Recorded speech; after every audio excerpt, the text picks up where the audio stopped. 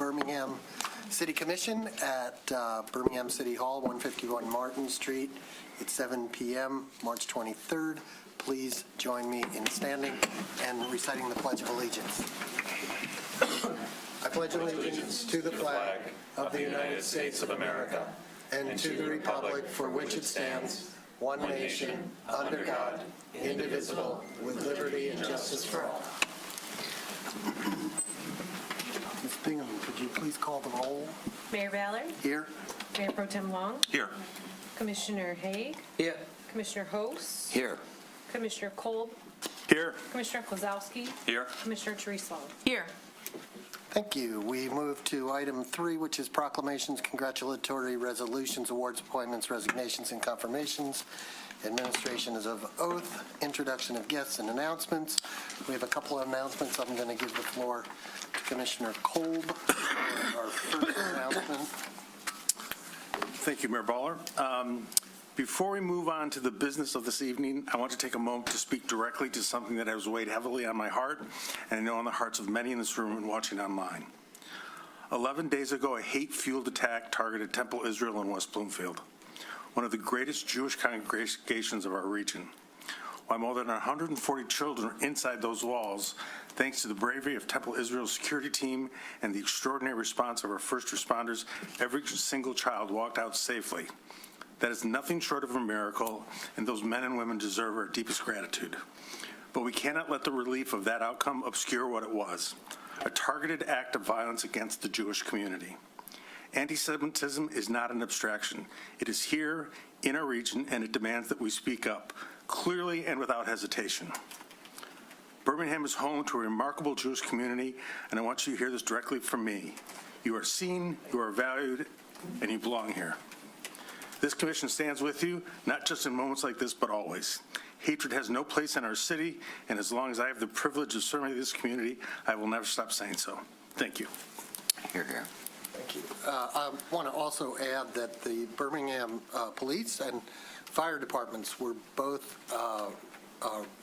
responded and assisted with the evacuation of the children and some other important tasks. And we received a letter of thanks from West Bloomfield, and we're happy to help. I'm also happy to announce that the City of Birmingham has been given an award for its brand new Historic Preservation Master Plan.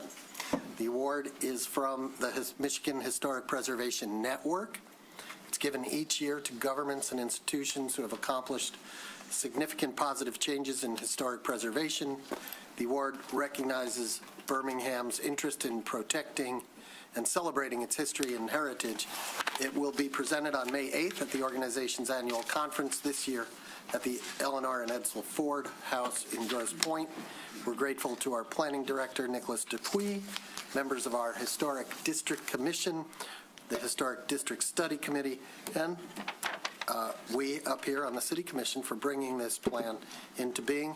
We're looking forward to building on our momentum as the plan is implemented.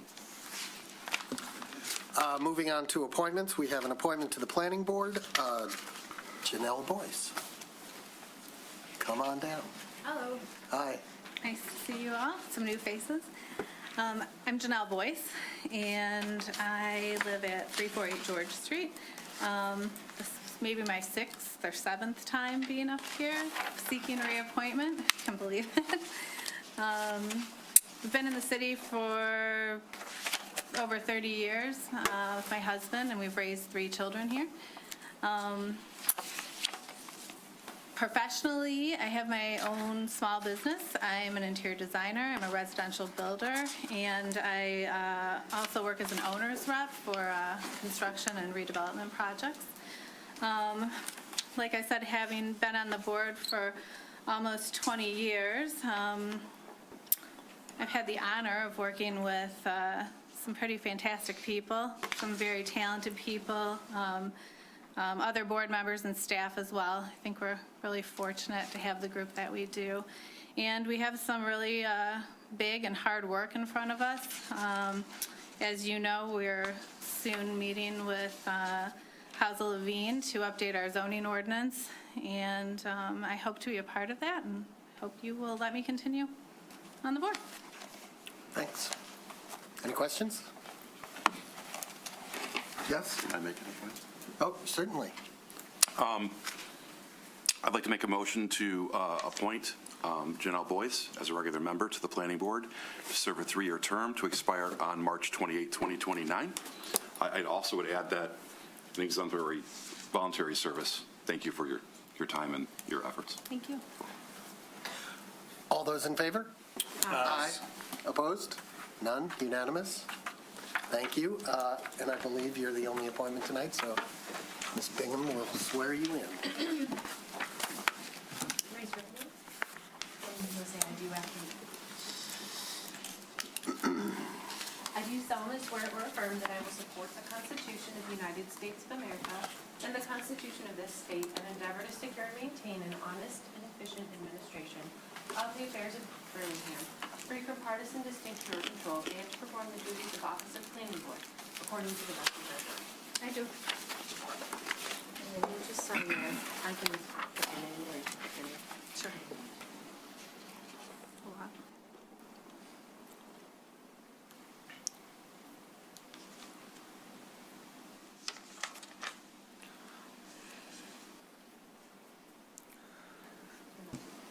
Thank you so much.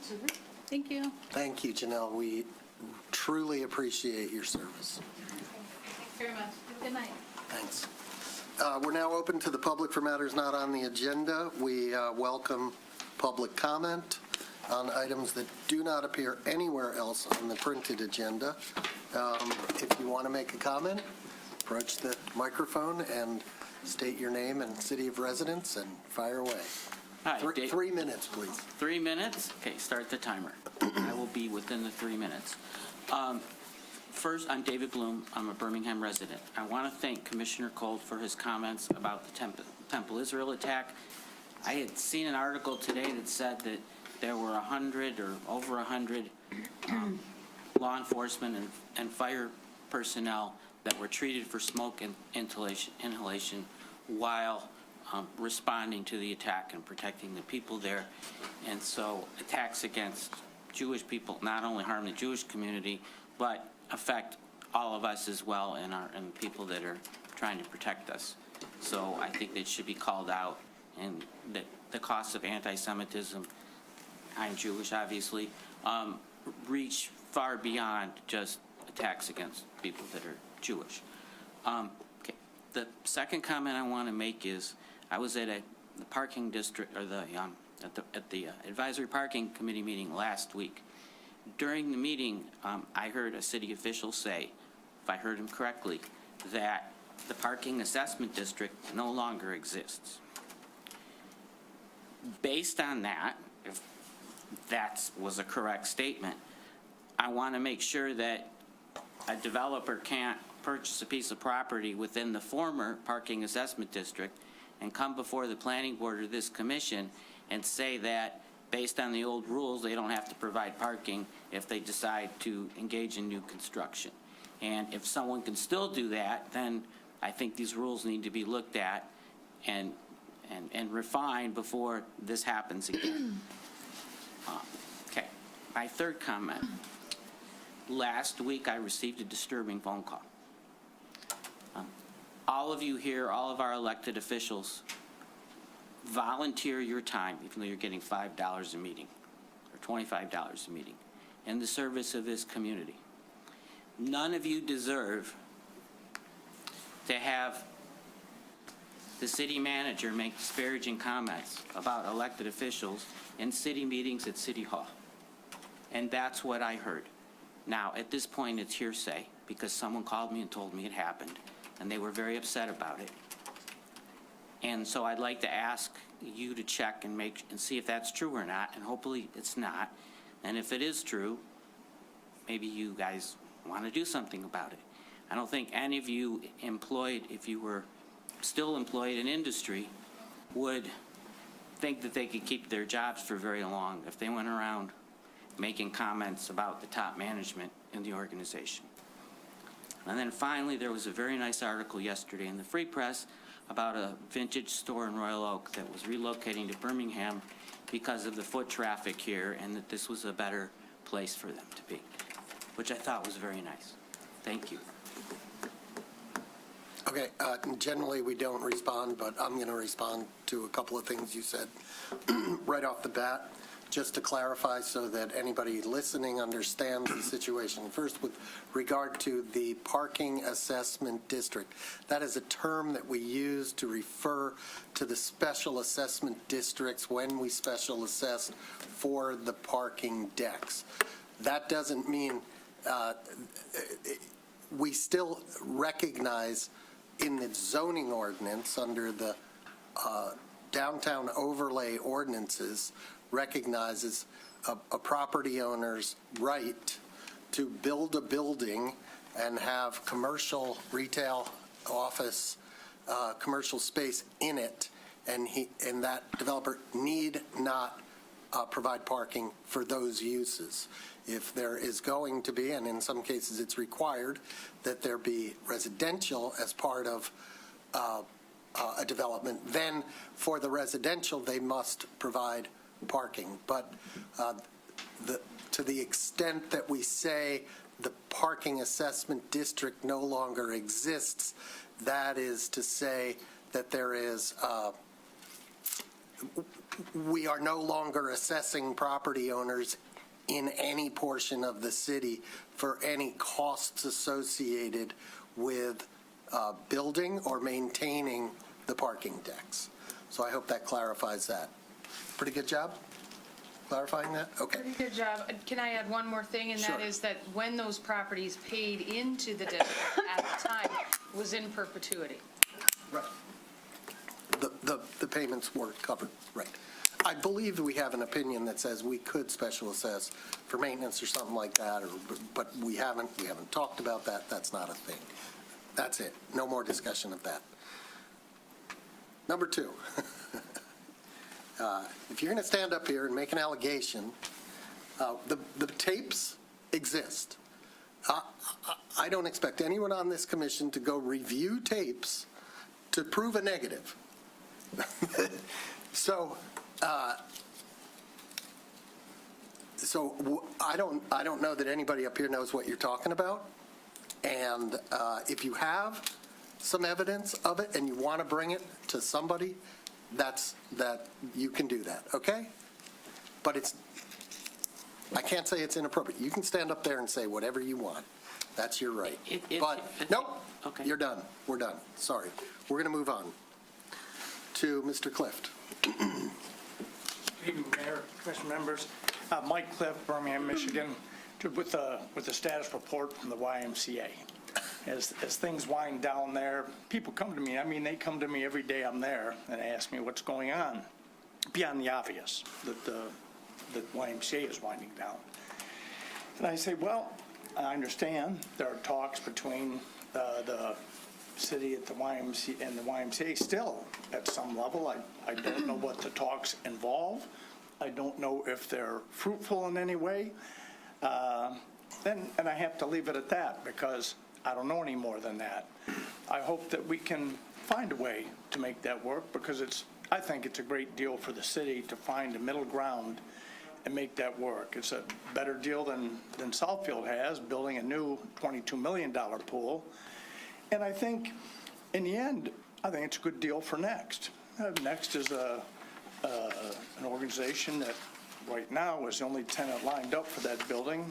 They use less than half of the building, which in a sense they kind of like because occupying less than half means that the city picks up the utilities and the expenses for the other over 50%. For an organization whose membership is less than 50% Birmingham residents, I don't understand it. And I think it's a no-brainer to find a way to make it work to get another tenant in that building. You know, even if there's some cost subsidizing for the long-term operation of the pool because it's a lot cheaper than building one. Those are my thoughts. And one more thing I might just share, and that's that they tell me what they're doing, the members, because they have to find other places. So they're going to Bloomfield, they're going to Farmington, they're going to Troy, and a lot of them are going to Royal Oak and to the Royal Oak Y, and maybe some other miscellaneous ones that I can't think of. When they do that, I think they're kind of finding out what I'm finding out, is that the center of my economic activity is shifting with my daily trips to Royal Oak. I'm finding I can shop down there, I can eat down there, and I imagine other people are finding the same thing. Let's do a win-win and find a way to keep the pool going. Thanks for your time. You're welcome. Thank you. Last call for comments not on the agenda, on items not on the agenda. I don't see anybody else. If you are online and you want to make a comment, use the raise your hand function. We'll say that throughout the evening. We're going to move on to the consented. Oh, yeah, absolutely. Come on up. Hi. Tell us your name, where you're from. My name is Lila. I'm a Birmingham resident. What was that? Full name. My name is Lila Brickner. I'm a Birmingham resident. I've lived here on and off for 10 years, but I bought my recent condo 4 years ago. I live at 1005 North Old Woodward. And I know that some folks are here today because we want to talk about ICE in Birmingham. I didn't see it on the agenda. I don't know if you want to. It is on the agenda. It's Oh, it is? fairly late on the agenda, and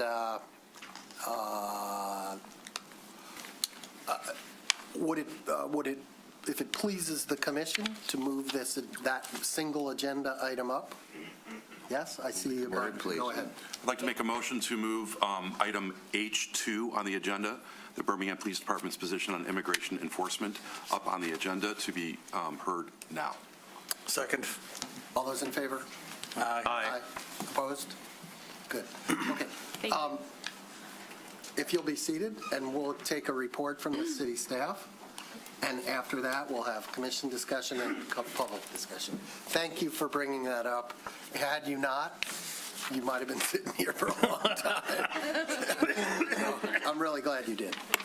Yeah.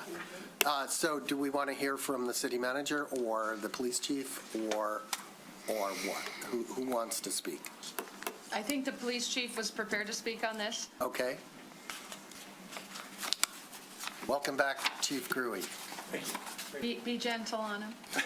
He's had a rough few months. Thank you and good evening. Scott Gruey, Police Chief for the City of Birmingham. I did prepare a memo packet that is in the agenda tonight that basically explains our position as a police department on how we operate with ICE or how we don't operate with ICE, essentially. I did review what some other cities have been doing and compiled some of that together. Also worked with the city attorney, had her review that. Essentially what we're doing is just operating within the law, what we're allowed and legally allowed to do.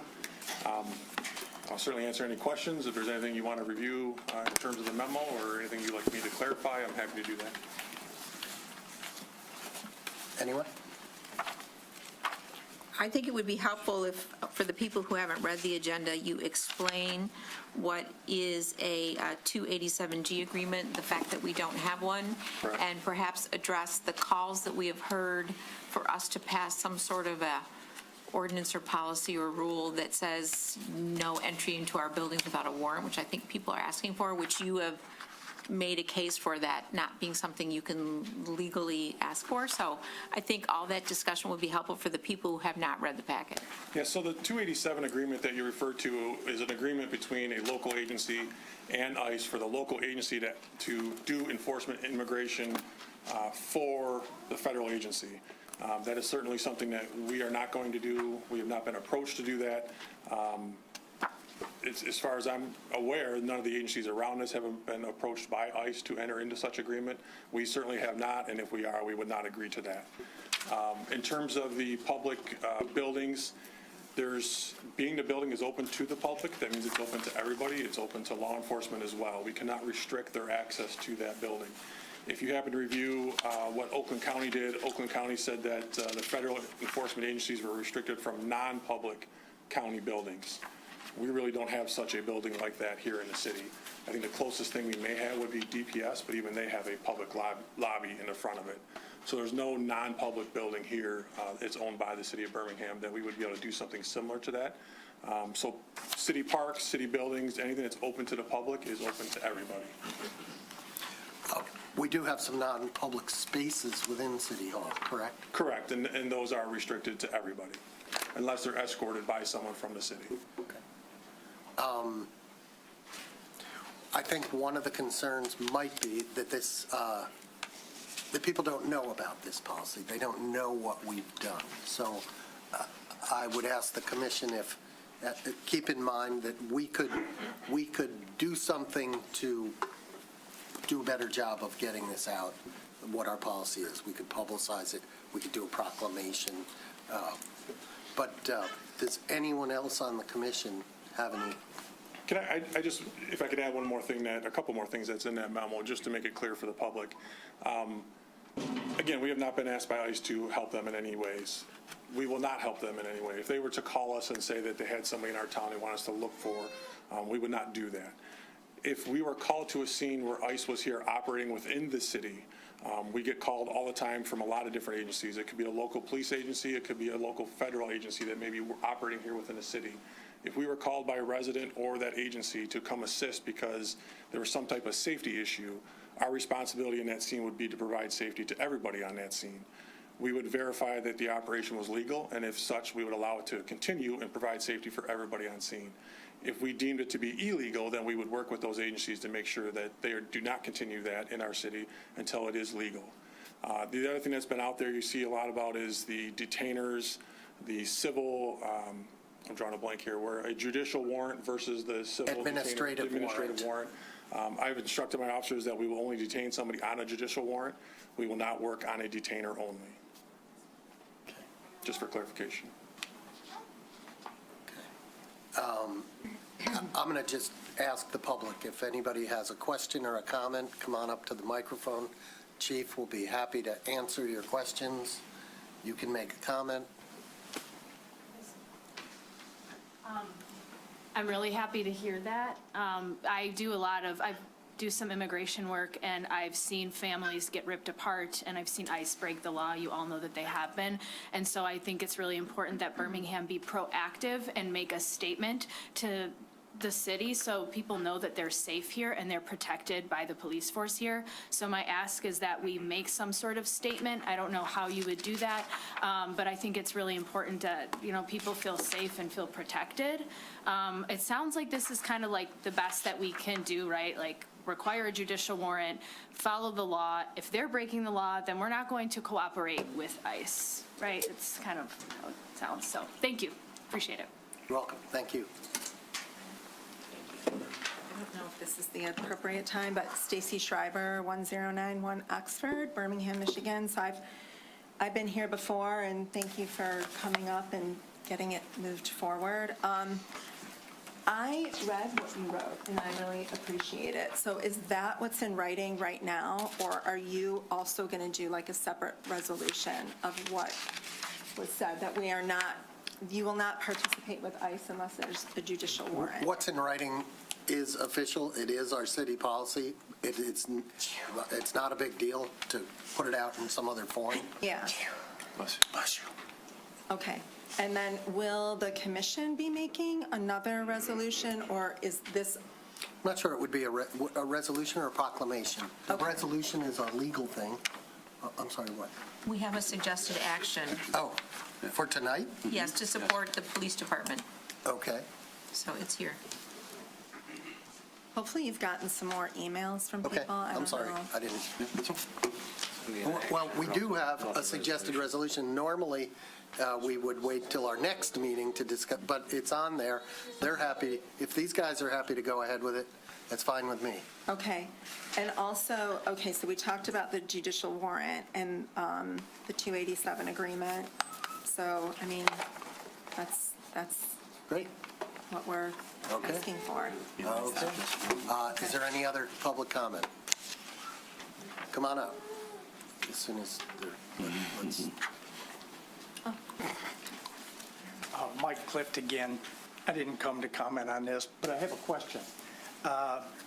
One of the things I think I heard Chief Gruey say is that they would want to establish that whatever agency it was, and mainly we're talking about ICE here, was not doing anything illegal or not operating in an illegal manner within the city, does that include agents without uniforms or badges displayed? You want to address that? As a resident, I have a problem with that. Thank you, Chief. So Thank you. that has come up in a lot of different items, and it came up also in some of the stuff I read. We cannot control what another department wears as a uniform. We have no authority over that.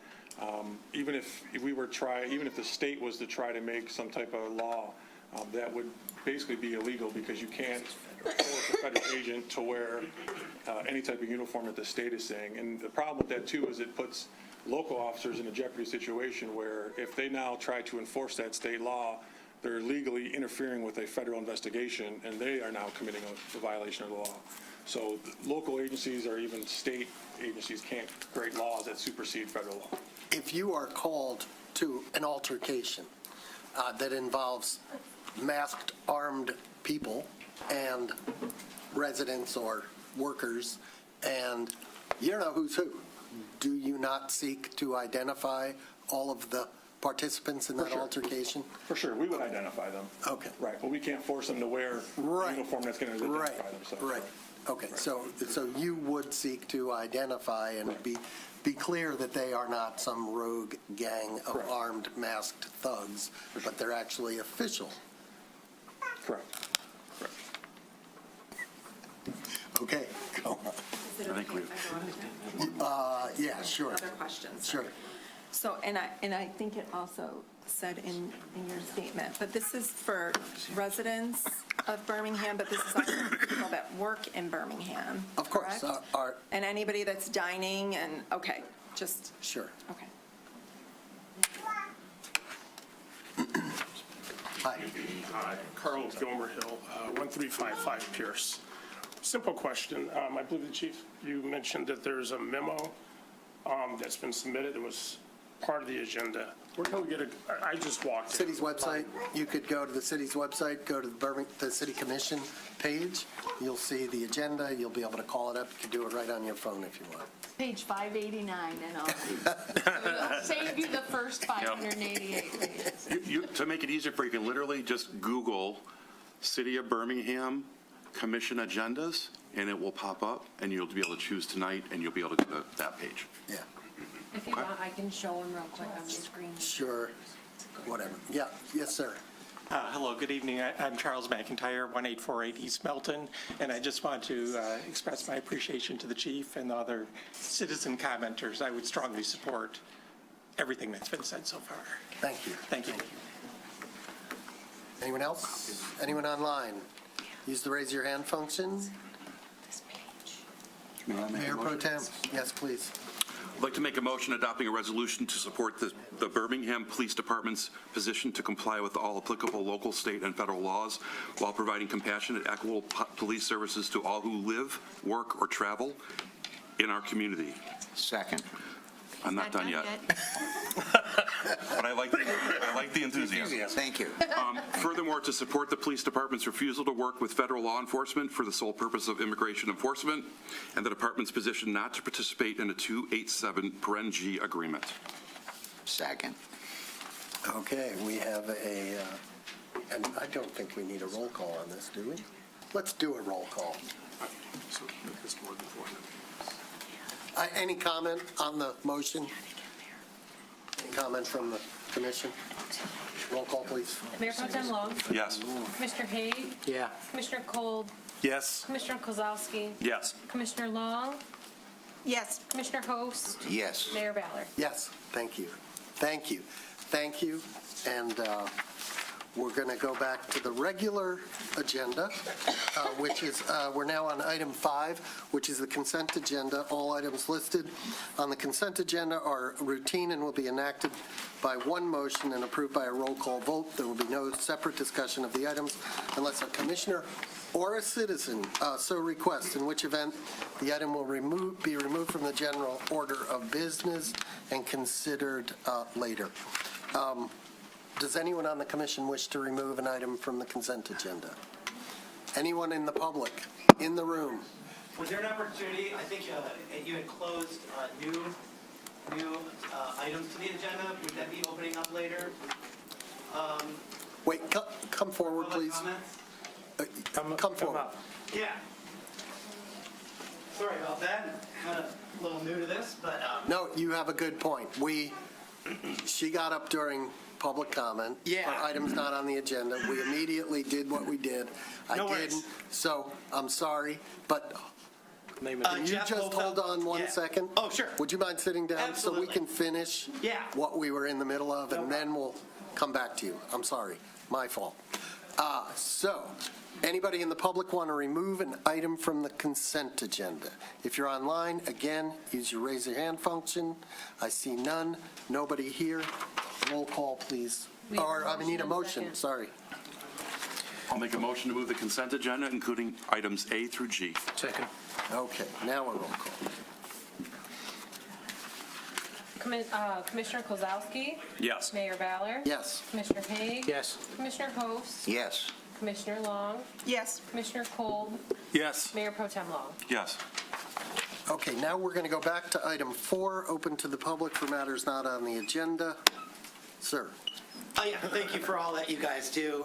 And- Jeff Hofelt, 1166 Bird Avenue in Birmingham.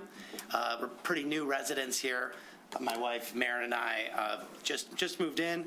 And it was recently brought to our attention that the CVS closure is going to be bringing up the possibility of a dollar store moving in to Birmingham.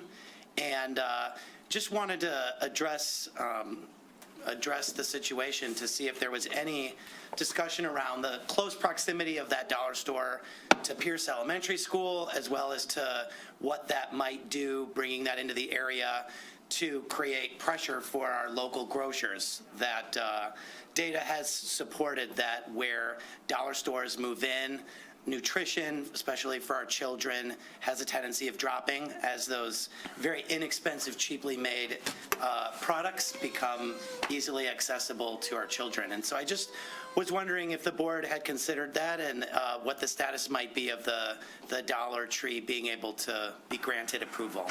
Okay, thanks. So, I'm sorry. Thank you. Oh, I was going to say, do you have The status is that they have a right to put the store in, that there has been no review by the city commission. Go ahead. Do you want me to just give the spiel? Because basically, as he mentioned, there is interest in a dollar store moving into that space. It is a legally permitted use in that zoning. They don't need to come to this board, the city commission, for any approval. Okay. The only approvals that they really need, well, it depends if they change anything on the site. And I hear that they might be changing some things on the site. They would go to the planning board for any site plan changes or signage, but they are allowed to be there. Right. We have received a lot of letters and comments from people. We've also had our police department contact the adjacent communities that do have dollar stores to determine if there's been any impact on their crime levels and so on. And they have not found any increase or change in their crime levels or an increase or attraction to crime with the dollar store being present. I know what you're referring to with the food, the quality of food in supermarkets, and I've read articles on that as well, and that tends to be more prevalent in low-income rural areas. Okay. Where you get a store like this. It's not generally been found to happen in more upscale suburban neighborhoods. But we do know that there are a lot of people that are concerned about it, but it is a permitted use. Of course. Great. Will there be any public comment made as to the findings? Because I know I'd be interested very much in seeing some of that data, because that's great to help calm some other residents that have been having similar questions. Or We no, can not at provide this an update in one of our newsletters, but if, Yeah. Or your letter that went to, could be, there was at least a memo about the research we did for other communities. Right. Oh, yeah, that'd be great. Yeah, if that could be made up for public consumption that way, I think that might calm some nerves around the residents. do you have a card? I do, actually. It's Okay. in my pocket. If you want to leave it with me, Yeah. then I'll send you an email. Please, thank you. Okay, you're Thanks for all that you do. Appreciate everybody. You bet. Mr. Mayor. Just a question. The letters that we got from the other communities, police, is that public knowledge? That was what I suggested that the city manager make public. And It is public right now. It's not attorney-client privilege, so anybody could FOIA that. Okay, but I'm just looking for it. Maybe a suggestion, I would be Mayor? happy to read it if I could find it. Mayor, to make life easy for everybody, why don't we have that letter appended to the minutes of this meeting, just so that it's added as additional information, if that's permissible by the way we do things? Because that way it becomes part of the record for the gentleman and anyone else that's concerned. They can see it, rather than go through individually sending it out. Just an idea. Okay. We are going to move on to the city manager's report. Okay, I will start going through this, and I will try to be as quick as possible. As always, there's a lot of information on here. I'll start with updates from the Baldwin Public Library. Just for the public's knowledge, this Friday, March 27th, the library will be closed for Staff Development Day. It's the one day of the year that everybody can attend training, and they have a lot of different training sessions, safety sessions, et cetera. During that day, they will reopen as usual on Saturday at 9:30 a.m. Also, a couple of upcoming events of interest at the library. There's an Oscars trivia night this Thursday. There's a creature feature show next Monday, and that's a live animal show, so they'll be bringing in live animals that people can look at. They have a Let's Go Birding event on Monday, April 6th, and then on Friday, April 10th, they will have a after-hours hide-and-seek for teens in grades 7 to 12, so pizza and hide-and-seek after the library closes for some fun. Updates from the Birmingham Museum. As you know, the Birmingham Museum is heading up our campaign for the America's 250th anniversary. And one of the things they're doing is looking further into the local indigenous heritage, and they have partnered with Southfield Library to do a program, and they have an indigenous person by the name of, I'm probably going to say it wrong anyways, but Yvonne Walker-Keshik, oh no, that one's easy, who will be coming to town for two special events. One for a seminar at the Southfield Library on Wednesday, April 8th at 6 p.m., and then coming to Birmingham on Thursday, April 9th to a day-long workshop at the museum where people can learn the ancient craft of unique porcupine quill and birch bark crafting. And so it's a very small group that'll be able to do that. If you want to join, you have to register. There is a fee for supplies, and we look forward to having people join us for that. From the Birmingham Shopping District, the Birmingham Shopping District folks have also been going through a lot of training lately. They had active assailant training March 2nd.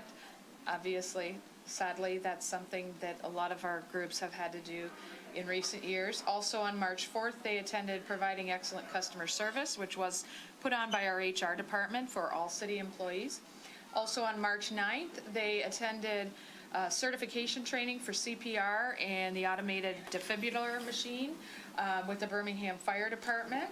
So they appreciate all of that, and we thank both police, fire, and HR for providing all of that training.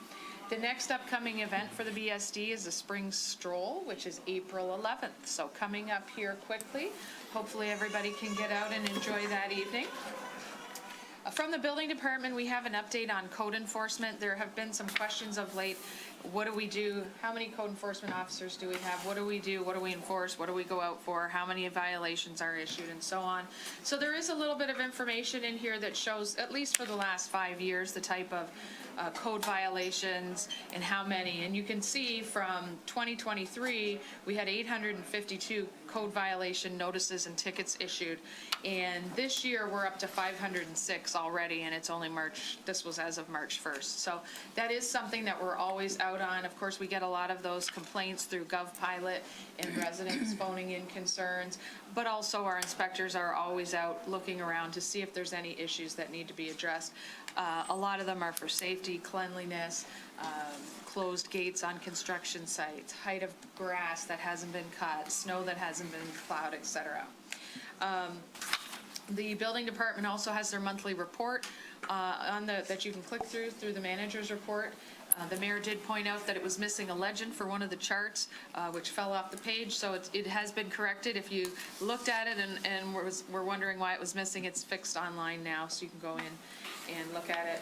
From the city clerk's office, they note there'll be 2 upcoming elections, one on August 4th and one for the state primary, and one on November 3rd for the general election.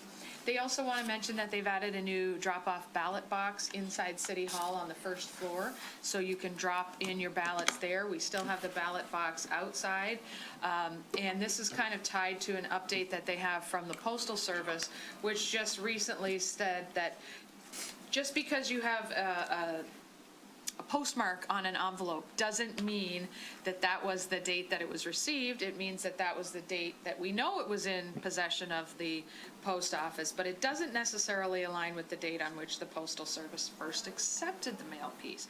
So basically, there could be issues going back and forth as to what date it was received and whether the ballot's valid because of the date on the postmark. So if in doubt and you live in the city and you're in the city, drop it in one of the ballot boxes, no postage needed, and you're safe and secure. As I said, we have one outside and one inside.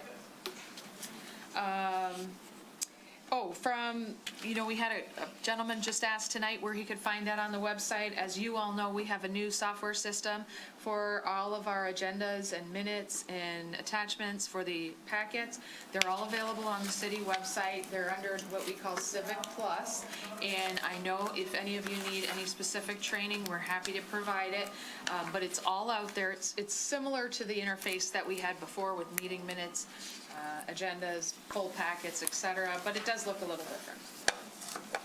Also, from the clerk's office, they want you to remember that the Celebrate Birmingham Hometown Parade and Party is coming up, and if anyone in the public is interested in volunteering, in participating in the parade, the party, or both, that includes all of you, because you all get the opportunity to walk in the parade with the city's banner. And also there are sponsorship opportunities available to anybody that would like their name to get out as a result of that event. From the city managers. May I interrupt? The event being, I had to look it up, Sunday, May 17th at 1 p.m. I'm sorry, I forgot to say that. That's correct. And then to Mr. Cliff's earlier comment, he had said he heard that there were some updates with the 400 East Lincoln property. And I just provided an update in here to kind of say, we all know we've been talking about this for 2.5 years, but for members of the public, it's been a long ride, right? A long road. So we bought the building in 2023. It was meant to be the permanent home of Next, and the Y was supposed to keep a small portion of their branch station or activities in that building. We had a senior millage that was approved to fund the improvements to the building. We spent 2 years looking at whether we wanted to demolish the building and put up a new building. It has now been determined that we are going back to the original plan. We're keeping the original building, or the current building at 400 East Lincoln. When we did the numbers to determine how much that senior millage amount of just over $3 million would assist with, it looks like basically that's only going to cover changes to mainly the first floor. So at this time, Next is proposed to occupy the first floor. There was a lease agreement that came before you in February, on February 23rd, and that covered all the grounds that Next is going to move in. We're going to charge them $1 rent, which is always what the agreement was, but they're going to provide the utility costs and pay for those types of costs. The space that is left, we have had extensive conversations with the Y about are they interested in maintaining the pool and operating the pool? Are they interested in maintaining a smaller branch? I've also reached out to 2 separate organizations to see if they are interested in operating the pool. Unfortunately, to date, nobody has been able to come up with a profitable model that will allow for the continued operation of the pool in that building. Unfortunately, we know that the Y sold us that building in the first place because they were having financial issues operating the old building and across their organization. So that's why they sold it. We have continued to work with them, and we will continue to work with them to see if there's any opportunity for any type of programming within the building. But thus far, our talks have not been fruitful in terms of their point is that they would not be able to make any money, that they would essentially lose money with the amount of space that's left and what they could do. And of course, the pool is very expensive. So that's the update on that. Also from communications, the AI voice update. As most of you know, we have a chatbot that's been running on our website.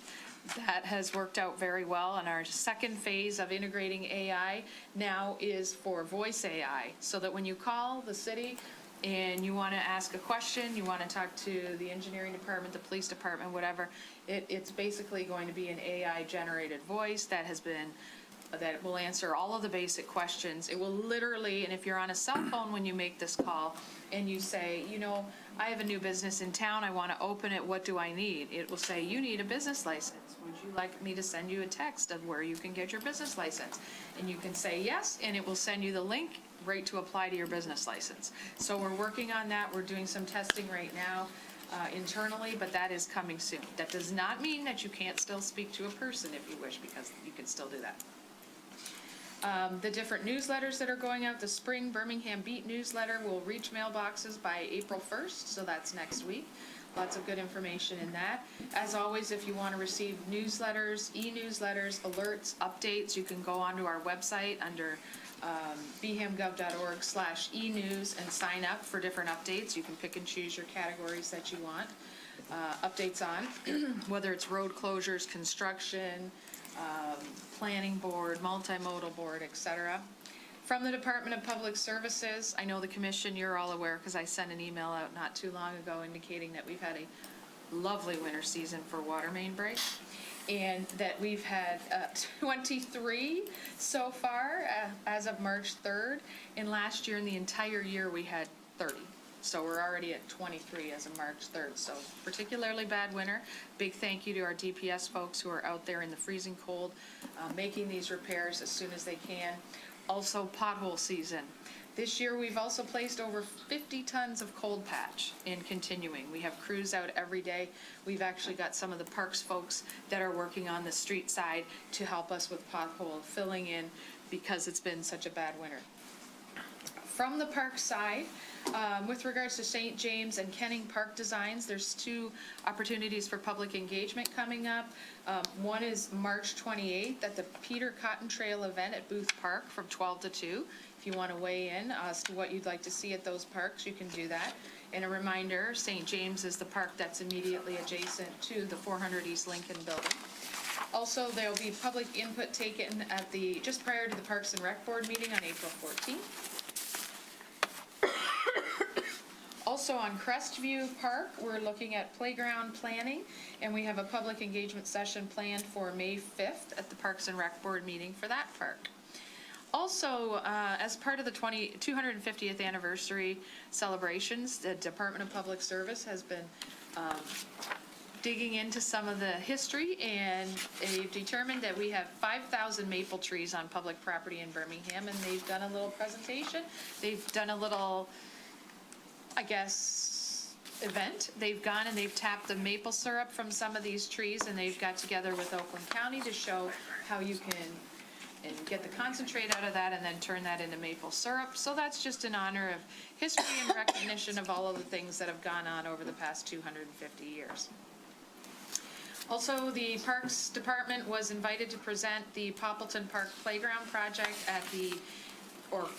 will be at the April 20th Birmingham Rotary meeting.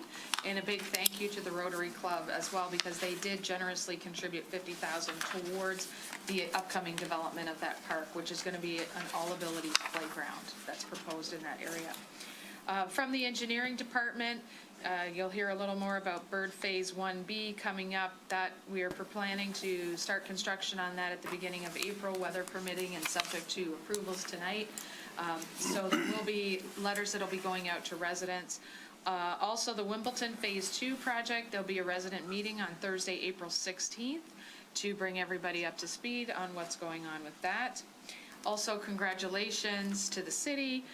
The Willits Bates Chester project received the American Public Works Association Metro Detroit Branch 2025 Project of the Year for transportation less than $1 million. So we received that award on Thursday, March 19th, so last week. So it's nice to get that recognition. From the fire department, just an updates, as you know, with the promotion of Battalion Chief Tom Hughes to Assistant Fire Chief in December, we had an open position. We went through a lot of applications. We did have quite a good number of folks that applied this time. We went through and the selection has been made and someone has accepted that position, and that's Evan Holland. He's just going through his physical and all of the last final wrap-up steps, but you will be getting an introduction to him soon. Just to tag on to that, I think you saw there was an email today about our new golf person, our golf pro. They started today, so we do have a new golf pro literally just arrived today, so we were not going to bring them in tonight. They will be coming to a future meeting to be introduced. Also today, or this week, we will be having a new engineer that we have planned for them to start as well in the engineering department. All key roles, so we're happy to fill them. We also have a new electrical inspector in the building department who's full-time, so we're happy to have him on board as well. Back to the hiring anniversaries. Normally I go through 20 years or more, so we do have 4 employees that we would like to recognize and thank for their 20 years or more of service to the city. Lisa Christie from the library, 20 years of service. Elizabeth Fu from the library, 21 years of service. Scott Pounders at the Department of Public Service for 22 years of service. And Melinda Comerford with the BSD for 26 years of service. So thank you to them for their dedication. From the planning department, you heard from Janelle Boyce earlier that Lucille Levine has been hired to do the zoning ordinance project. That's going to start ramping up very quickly. Things to keep in mind, April 22nd and 23rd, there will be the kickoff meetings, roundtables, focus groups, tours, essentially the launch of that project on those 2 dates. So you'll hear more about that in the coming weeks. The planning board has been reviewing a number of site plan review requests. There's a couple mentioned in here. One is the southeast corner of Maple and Woodward with the proposed 9-story building, Clover Hill Park Cemetery with an addition to the admin building, and then Snap Taco, which is looking to become a bistro. Several projects through the Historic District Commission as well. And then the Environmental Sustainability Committee, they meet on Mondays right before your meeting once a month, so they were just meeting, and they're talking about some of the recently completed or started projects out of the green plan that was adopted. And so they're looking at adopting a residential rain garden program, incentivizing or requiring the transition from natural gas to electric in residential renovation construction projects, a citywide food waste composting program, and then looking at the hydrology and topography of the city to come up with recommendations to make stormwater improvements. The mayor and I were lucky enough to attend the South Oakland County Mayor's Association dinner in Royal Oak maybe 3 weeks ago or so, and the county was there presenting a program on food waste composting and how it is something that everybody's starting to get into, and the SACRA board, the South Oakland County Resource and Recovery Authority, is also looking into how they can accommodate that. So that's definitely a prime topic on everybody's minds from a sustainability perspective. And may I add, food waste being by far, by weight, the largest category of waste that we produce. That's correct. From the police department, we have an update. They mentioned that they have been, they had their female officers go to a new conference on women. Well, I don't know if it's new. They went to the 2026 Women in Law Enforcement Conference, and they received training on a lot of different areas. Of course, police chief says that we're very proud of our female officers as well, and they all attended several of them attended the 2-day conferences where they heard speakers on difficult but necessary dialogues for courageous conversations and change, community relationships with the community, public trust, wellness and empowerment, and leadership and resilience for dealing with a difficult profession. So we're glad that they all went to that. Also, the Office of Highway Safety Planning, there was a training offered, and as you know, and I know several of you have mentioned of late, that we are always interested in traffic enforcement, noise, speeding, et cetera. Captain Ryan Kearney attended that specialized training to deal with that very issue, and as you know, we're always focused on that within the city. But our hands are a little bit tied on the noise side from the state, so we are still sending Chief Gruey to mix with the state representatives and ensure that they keep that moving forward. So, another update from the police department. I know we talked about this a few times with regards to the 15-minute parking spaces near Adachi Restaurant on Brown Street. But we do have a new system we're trying in 2 locations. That one and near Birmingham Roast, where we have a lot of people that are stopping, blocking the street, just stopping, parking, standing, whatever you want to call it. So we do have new devices. There's metal poles with a kind of a circle, and it takes a picture. And so it's where we've had trouble enforcing and a regular, routine, consistent problem. We are not doing this citywide on all parking. It's only for these 2 problem spots. Should we decide to expand it, we'll come and talk to you a little bit more. But the loading, for instance, you have a 15-minute spot and people were coming and staying there all day. So basically, you have to send somebody over there every 20 minutes to give a ticket. So just so if you hear anything from your constituents, what it does is it creates the violation, it sends it to the police department. We do have a person that verifies that it's an accurate and it's official and it should be issued, and then it's mailed, the ticket is mailed out to people's homes. So that's new in the last little while. Also, an update from the parking system. You probably all have heard at the last APC meeting, there was a lot of discussion on whether we increase the parking rates for structures. And there was originally a plan to raise all of the structure monthly parking rates. Then the APC, well, at least staff said, well, maybe we could scale that back a little bit and do it structure by structure as the improvements are made. As you know, we're doing a large-scale investment in maintenance and structural repair, et cetera, for all of our parking decks. So even with that scaled-back approach, the APC is still not in favor of raising rates at this time, I would say. So they're still going to discuss it. It hasn't been decided 100% that they'll be discussing it again. The BSD board members came out to that meeting as well, and they're also against raising any parking rates. One thing that everybody seemed happy with was we did make, or the APC did recommend a small change to the evening monthly parking program, which was the one I think Commissioner or Mayor Pro Tem Long, you brought up that what can we do for, retail and service employees that work in the evenings? And we do have a program in place, and we're looking to add an hour to that, so it would start at 3 instead of 4, because what we were hearing was 4 was a little bit late for the dinner hour workers to come. And they can buy a monthly pass for a reduced rate and park in the structures when basically everybody else is going home for the evening. So that they were in favor of, and they will be coming to you for final approval. And in other news, we'll talk about this a little later, but we will have a workshop on Monday, April 13th to have city commission interviews. Okay. Is that it? That's it. Questions for the city manager on her report? Yeah, one question. So on the voice bots, one of the things from my past life that frequently goes wrong is out pathways.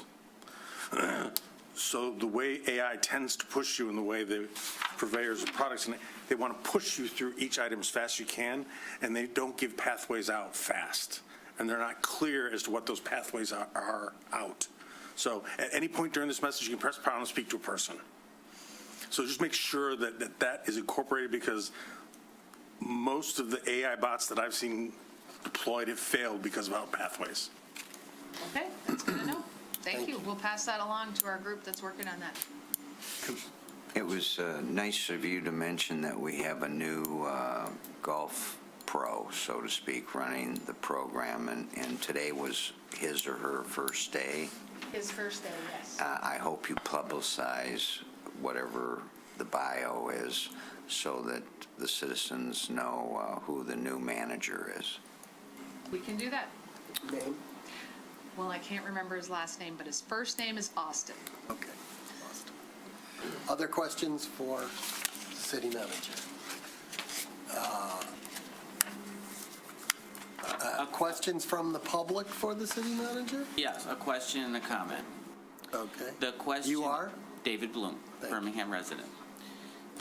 There was some information in the city manager report regarding the pool and talking with the Y to see if they would take that space on, any additional vacant space over at Lincoln. And there were two other organizations that the city manager said she had reached out to, and she said that at this point in time, none of those three options could come up with a viable financial model. What I would ask if it's possible for the city to be in touch with those organizations, to take a look at their models and see how far they're falling short of being a financially viable model. And it might possibly be in the city's interest to try and see if we can help them get to a viable model with some type of contribution or subsidy or something like that. Thank you. The second comment relates to the advisory parking committee meeting. During that meeting, there was a request in terms of raising fees that there be a supplemental fee added to parking fees to go into a separate city-wide sustainability fund. And part of the explanation, if I heard it correctly, was that vehicles, people coming into Birmingham, are creating carbon issues, and so the city wants to have a sustainability fund that money can go into, which would be separate from the parking, which basically is kind of like a carbon tax, and it would be discouraging people from coming into the downtown, which is one of the reasons why the PSD does not support this. So, and my thoughts on this are that the parking fees that are paid at in the decks and the meters should go to the parking fund and not go off other places. It would be harder to keep track of. It would make things more difficult for the parking committee to manage, and I don't think we should be mixing peanut butter with the jelly here. Thank you. Thank you. We're going to move on to new business, item 8. Unfinished business, item 7, I'm sorry. This is a resolution approving the draft community survey questions and possibly authorizing the distribution of the survey to the public. Ms. Fairbairn? Yes, good evening. Hi. So tonight I bring back to you the community survey draft. The last time that this was presented to the commission was on January 26th, at which time the commission decided not to take action on moving forward with that draft, but instead to submit comments to me and then also to our consultant, Will St. Armour from Cobalt Community Research. You all did so, and those comments were included in tonight's packet. And from that point forward, all of those comments were sent to Will and Cobalt. There was a revised draft, and that revised draft was brought back to our working group. To remind everyone, our working group consisted of 2 residents, Deborah Horner, Andy McMeckham, and 2 commissioners, Commissioner Haig and Commissioner Kolb, and a handful of staff, myself, Assistant City Manager Mark Clemens, City Engineer Melissa Coda, Planning Director Nick Dupuis, Communications Director Mary Ann Gamboa. And, as a group, we all really worked hard to make sure that your comments from January and into early February were incorporated. And some of those kind of big those big overarching themes that came out of the commission comments was to make sure that we had a shortened down draft. We were able to shave, I would say, about a page and a half. Will is on, or he should be on Zoom, but one of the bits of feedback he gave us is that while 6 pages is definitely achievable by survey takers, the shorter you can get it, the more people you have participate. So we did work really hard as a group, all of our hands in it, to length. And then another big overarching theme of that commentary was to provide some more context to the big questions. So one of the questions that you'll see that is very different from what you saw in January is about our funding for unimproved roads.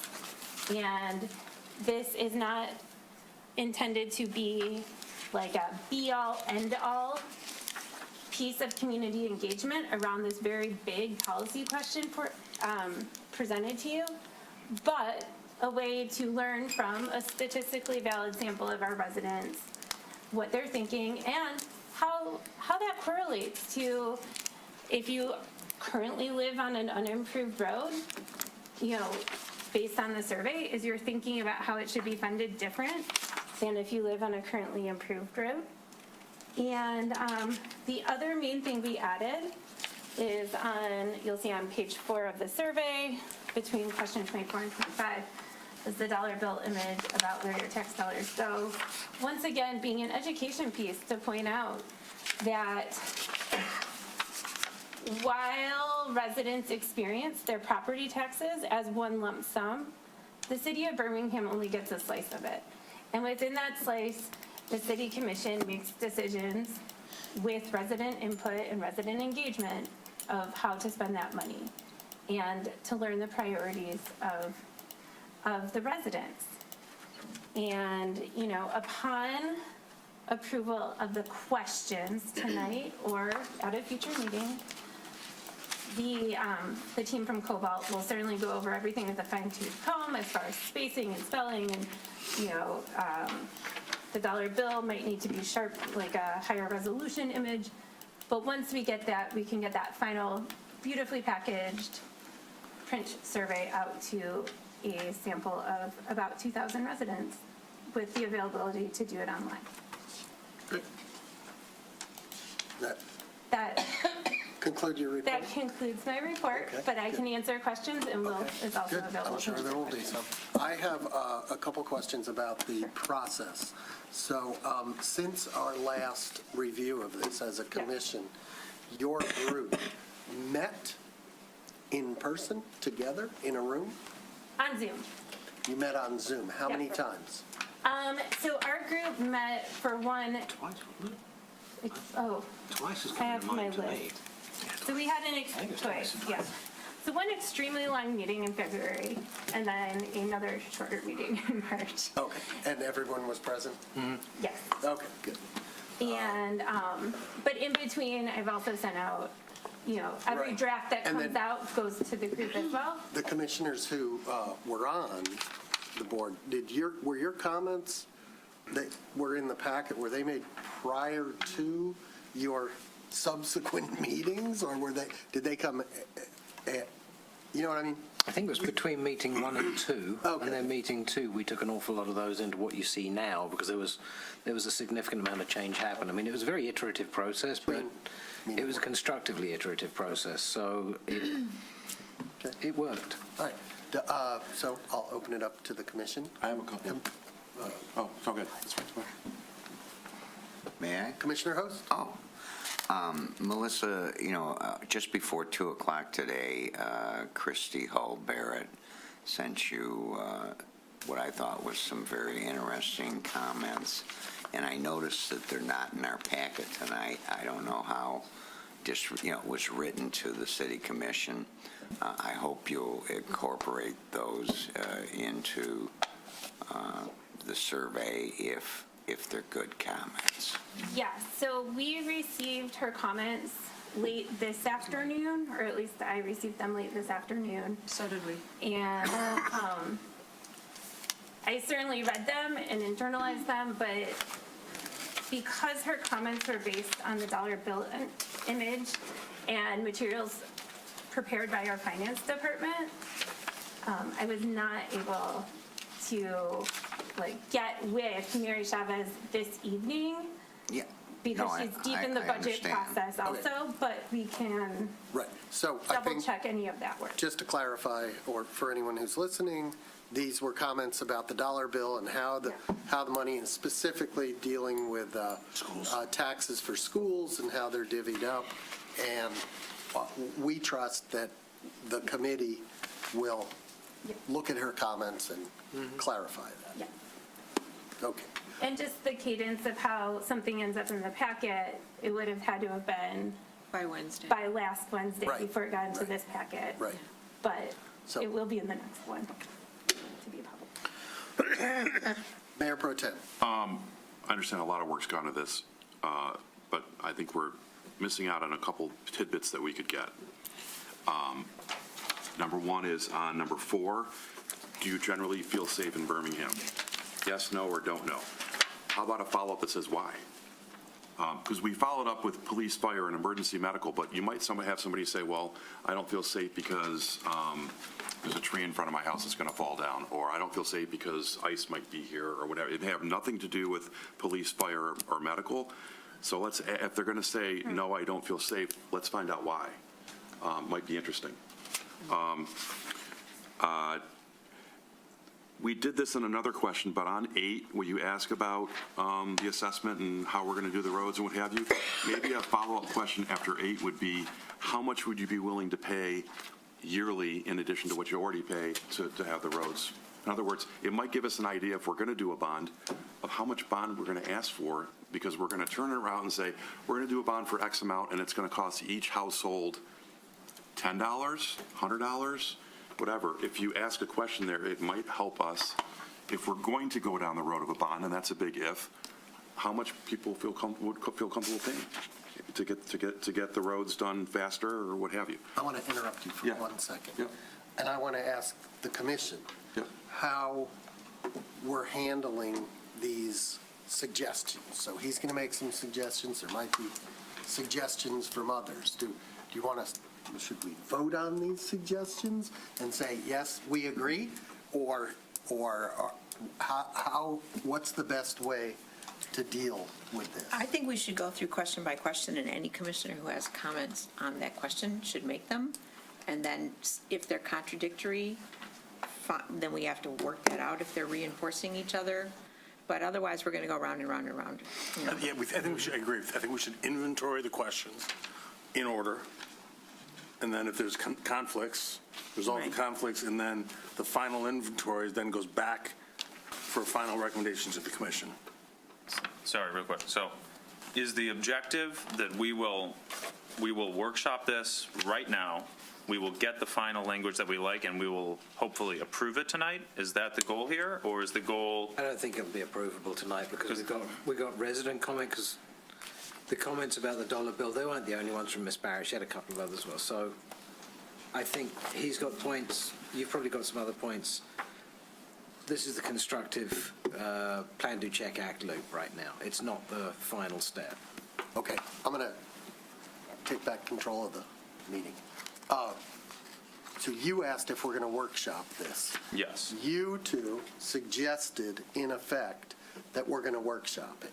How many questions are there? 27. There's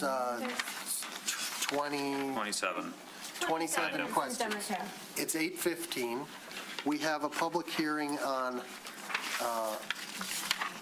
2 special assessments, and we have the multimodal update and a closed session. So, Mayor, I think that we could begin to workshop it. I'm just going to throw this out as an option, that we could begin to workshop it, and let's see how far we get in half an hour. If we've only gotten through 3 questions in a half an hour, it's going to take us all night, and we probably shouldn't. Is that something that those who have, is that something you? Commissioner Haig. I appreciate it, but I think it would be more constructive if we actually gave written feedback like we did last time, so that it can be consolidated, because I don't think half an hour is going to get us very far. We'll just end up frustrated. So I think what we did last time, which was attached in here, will be the most efficient method for all of us and for the staff, rather than trying Okay, to negotiate in public. I understand what you're saying. So those who have, would you I'm fine like with to that, yeah. respond to that? I don't know that everybody has comments about all 28 questions, but Well, I know you've looked at it carefully. How many questions do you think you have questions? I had one more that I was going to cover, one more. So, I mean, I think this is quite close. I don't know that we're going to get it done in 30 minutes, but I think we could get it done tonight. And if there were a lot of edits, I would absolutely agree with Commissioner Haig that, like, no, we should take this offline. It seems possible to me, though, that we can just bang this out right now and not have to do, because if it comes back to us again and then it's like, oh, well, this still isn't quite what I want. How many did you have concerns about, more or less? 3 or 4? And you? I don't know, 4 or 5. You and Commissioner Host? 0. And they might be overlapping, too. Yeah. Okay, so I'm going to just say, let's give it a shot and see what we can do. You were in the middle of talking about 8. Let's go through them. that's fine, that's fine, Okay, that's fine, that's good. fine. So number 1 is please list up to 3 things you like most about the city of Birmingham. Comment? No comment. And I assume that these things will be somehow collated. That if somebody says, I like Poppleton Park, and another person just says, I like parks, and another person says, I don't know, the ice arena, that somehow, like, we're going to get some, not necessarily actionable, but Statistically driven Analytics. data.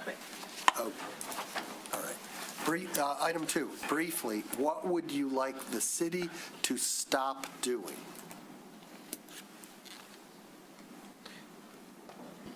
Do you want to read the whole question, or do you just want to go question That's one? it. Any questions? Question That's 2? Any the Good, question. that's good. Any question on 2? Any Am I question on wrong? Yeah, That is the No, that's the question? No. Just- What I'm getting at. So nobody has any beef with that?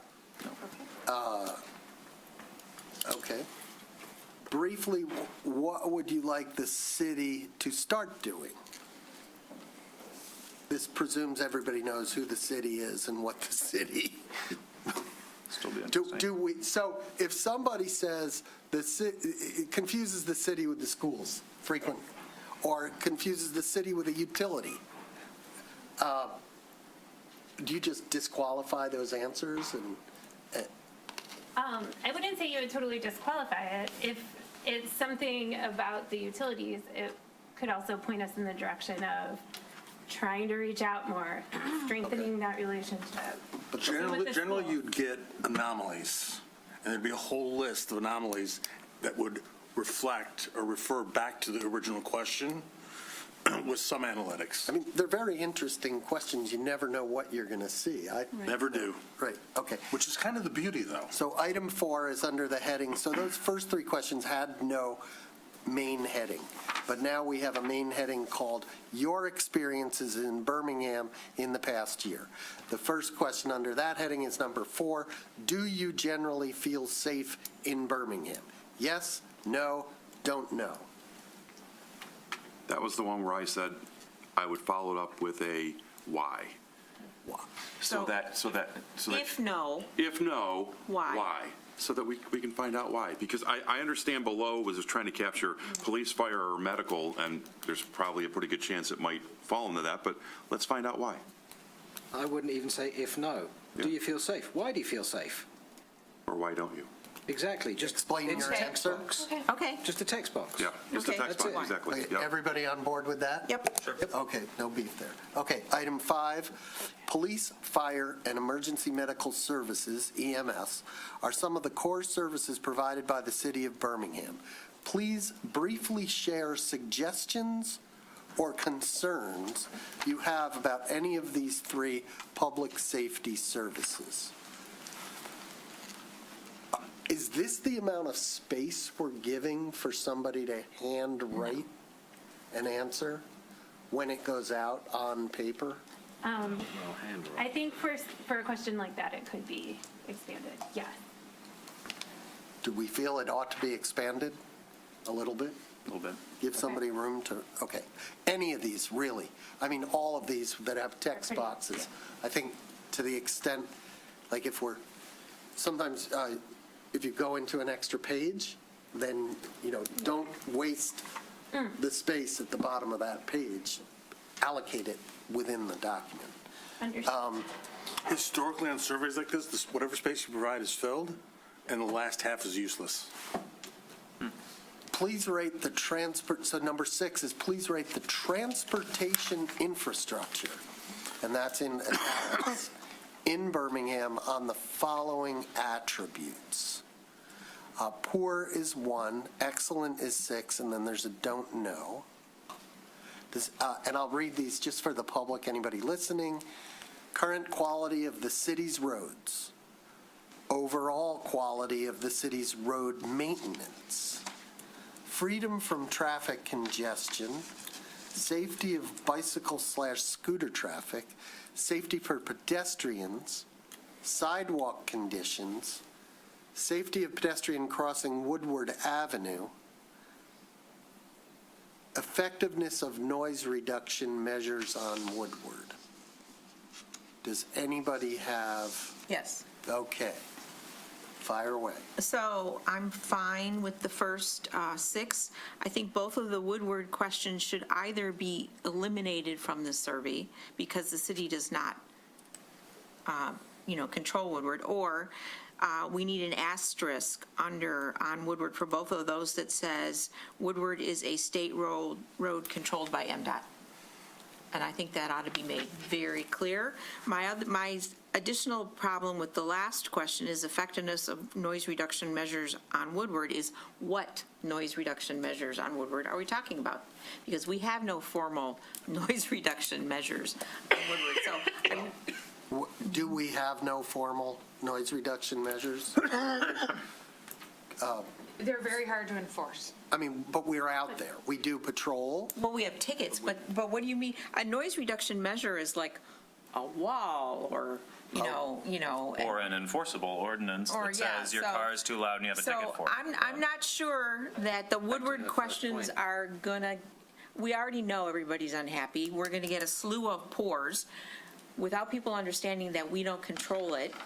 We're already trying to take action, and I think we're better off using the space someplace else than having both of those questions. In other words, you would not even ask the questions about I Woodward. I would say eliminate both of them because this is not what the city controls, and this question is about what the city does. Do any other commissioners have an opinion about the questions about Woodward Avenue?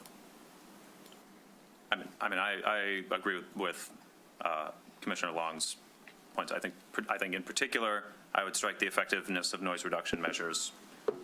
We don't control it. We don't have any noise reduction measures, and we know that everybody's upset about it. I'm upset about it. So, safety of pedestrian crossing, I feel like everybody I talk to who crosses Woodward is not happy with it.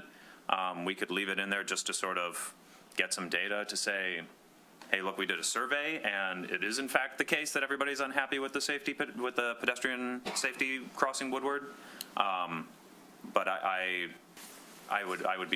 certainly want the last one struck. I'm happy to strike the other one because we don't want to imply that this is something that we have a lot of control over. We don't. We have to point out that it's a state road, though, if we kept it. Commissioner Host, your body language speaks volumes. I'm not sure what. This reminds me of when Lori Tennant offered the beautiful photographs along the Rouge River. There were 2 commissioners that were very upset that the Arts Board was doing this because it was going to disturb their serenity of walking down the path. Now, I've gone on record and said, we are here as a policy board to micromanage a professional survey, I think is going way too far. Well, I guess my question for the professional survey writer would be, Will, if you're listening, were you aware that the city has absolutely no control over Woodward Avenue and the crossings, and that our ability to mitigate the noise on Woodward Avenue is next to zero? Yes, I'm well aware of that. It is a community experience survey, so sometimes knowing the experiences and the concerns of the residents, even if you don't directly control them, are useful things as you're having discussions with others, because you can always influence even if you can't directly control. However, if we take them off the survey, that's fine. It's not anything that causes me to lose sleep. What about the idea that we indicate with a little asterisk or italics that, these are things we don't control? I don't think that would be terribly useful. You're doing a sample of residents. If it's an educational effort, using the survey itself as an educational tool directly, I don't think is a very effective communication tool. You'd use your other channels of communication to clarify those particular points. Okay, thank you. But having said that, it doesn't hurt anything to have it out there. Well, I disagree, but I... Yes, so do I. Yes, go ahead. I disagree because it's a Birmingham resident study. It's a study that's given by Birmingham, and we're asking the residents to let us know the safety of, in their opinion, the safety of pedestrian crossing on Woodward Avenue, poor to excellent, and we have no control over that. So when I fill out this survey and I hit poor for noise traffic, because I agree, I'm not happy with the noise traffic either, I'm going to talk to people at the next party and say, I filled out the survey and Birmingham does a poor job of mitigating what have you. It promulgates the thought process that we have some control over it. And then in 4 months, I said that, we all said that, and they didn't do anything about it. They didn't do anything about it. So if this is a Birmingham and Oakland County and state combined questionnaire, then I would feel differently. But the danger that you have is asking a Birmingham resident about something that we don't have any control over. So Then take it off. So Yeah. now we have three, so you want to see it gone, is that right? I want to make sure I understand what each of you want. I want to be very clear. I'm not happy about it, but if we're going to ask the Birmingham residents what they want us, the commission or the city of Birmingham to do about things, let's ask them about things that we can actually do stuff about. Right. Wait, so you would remove the questions? I would remove the questions. You would remove both questions. You were like, I'm not crazy Definitely the about last one. I'm happy to remove the other one, too. Okay, and so now, and you're like, leave. No comment. Okay, no comment, that's an abstention. So it's, I see where it's coming from. I got no problem removing them. I kind of feel the same way. There was lots of discussion about this, but... now, let me ask a Yeah. question. If you're just average Joe, and you get this survey, it's asking you about all the stuff in Birmingham, and you live along Woodward Avenue, and it drives you nuts every summer. Every day. And these guys didn't even ask about Woodward. That's what I'd ask. I think Commissioner What do you say Long's point is the right way. Qualify with 2 sentences briefly of, so you know as you answer this question, it's not a road we control, it's managed by MDOT. Move on with the questions and ask the questions. If you don't ask the questions, they're going to come back and say, are they a bunch of idiots and not paying attention? Unless we preface the whole thing with the survey specifically for items within the city that we can influence, and not ones that we can't. In which case, we'd have to say, these are the ones we can't. Or you're going to So we're damned if we infer. do and we're damned if we don't, really. Well, I like Commissioner Long's solution. I don't mind it. Just put in some asterisk that says, Woodward is a state road controlled by MDOT. Yeah, and they can still express their displeasure with, And we also All don't right. appear tone and, I'm happy with that. okay. You could have Is that- you could have a follow-up question. Yeah, that's fine. You could have a follow-up question that says, would you be willing to write, would you really write to the state of Michigan to complain, or MDOT to complain? All right. 7. Half an hour. Number 7 is, do you live on one of Birmingham's improved roads or on an unimproved road? Cape Seal usually,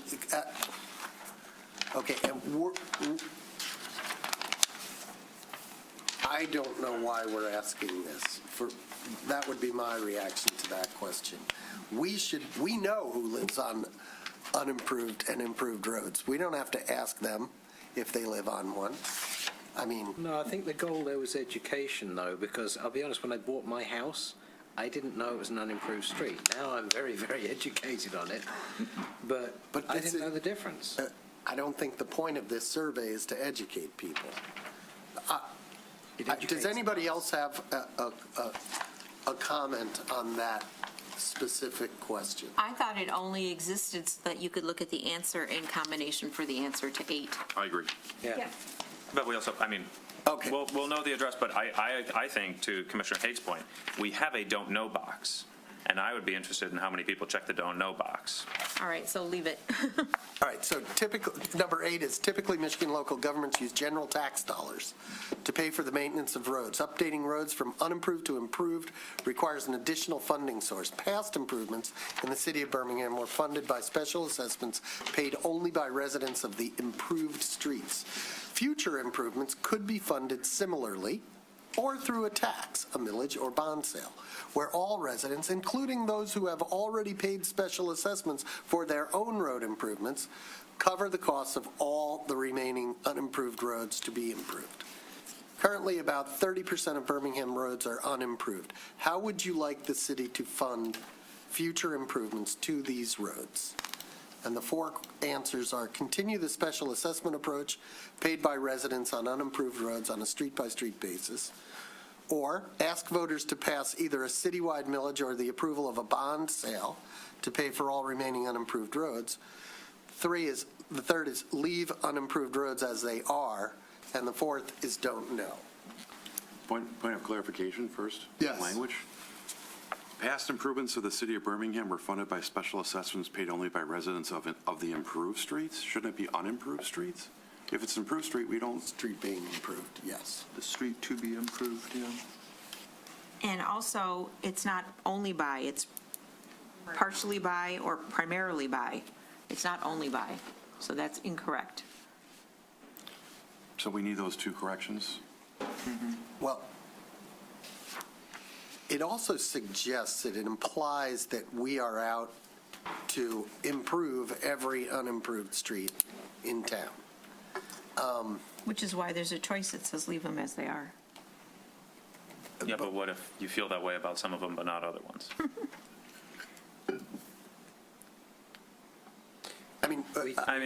This isn't an easy way, there's no easy way to word this question. We do have unimproved major streets still, for instance, so there's granularity, but we want to avoid getting too granular with this sort of thing. Right. The idea here is to get directions. It's like a temperature gauge. The temperature gauge in a car is not an exact gauge. It tells you, is it overheating, is it direct, cold, is it whatever. It gives you a guideline.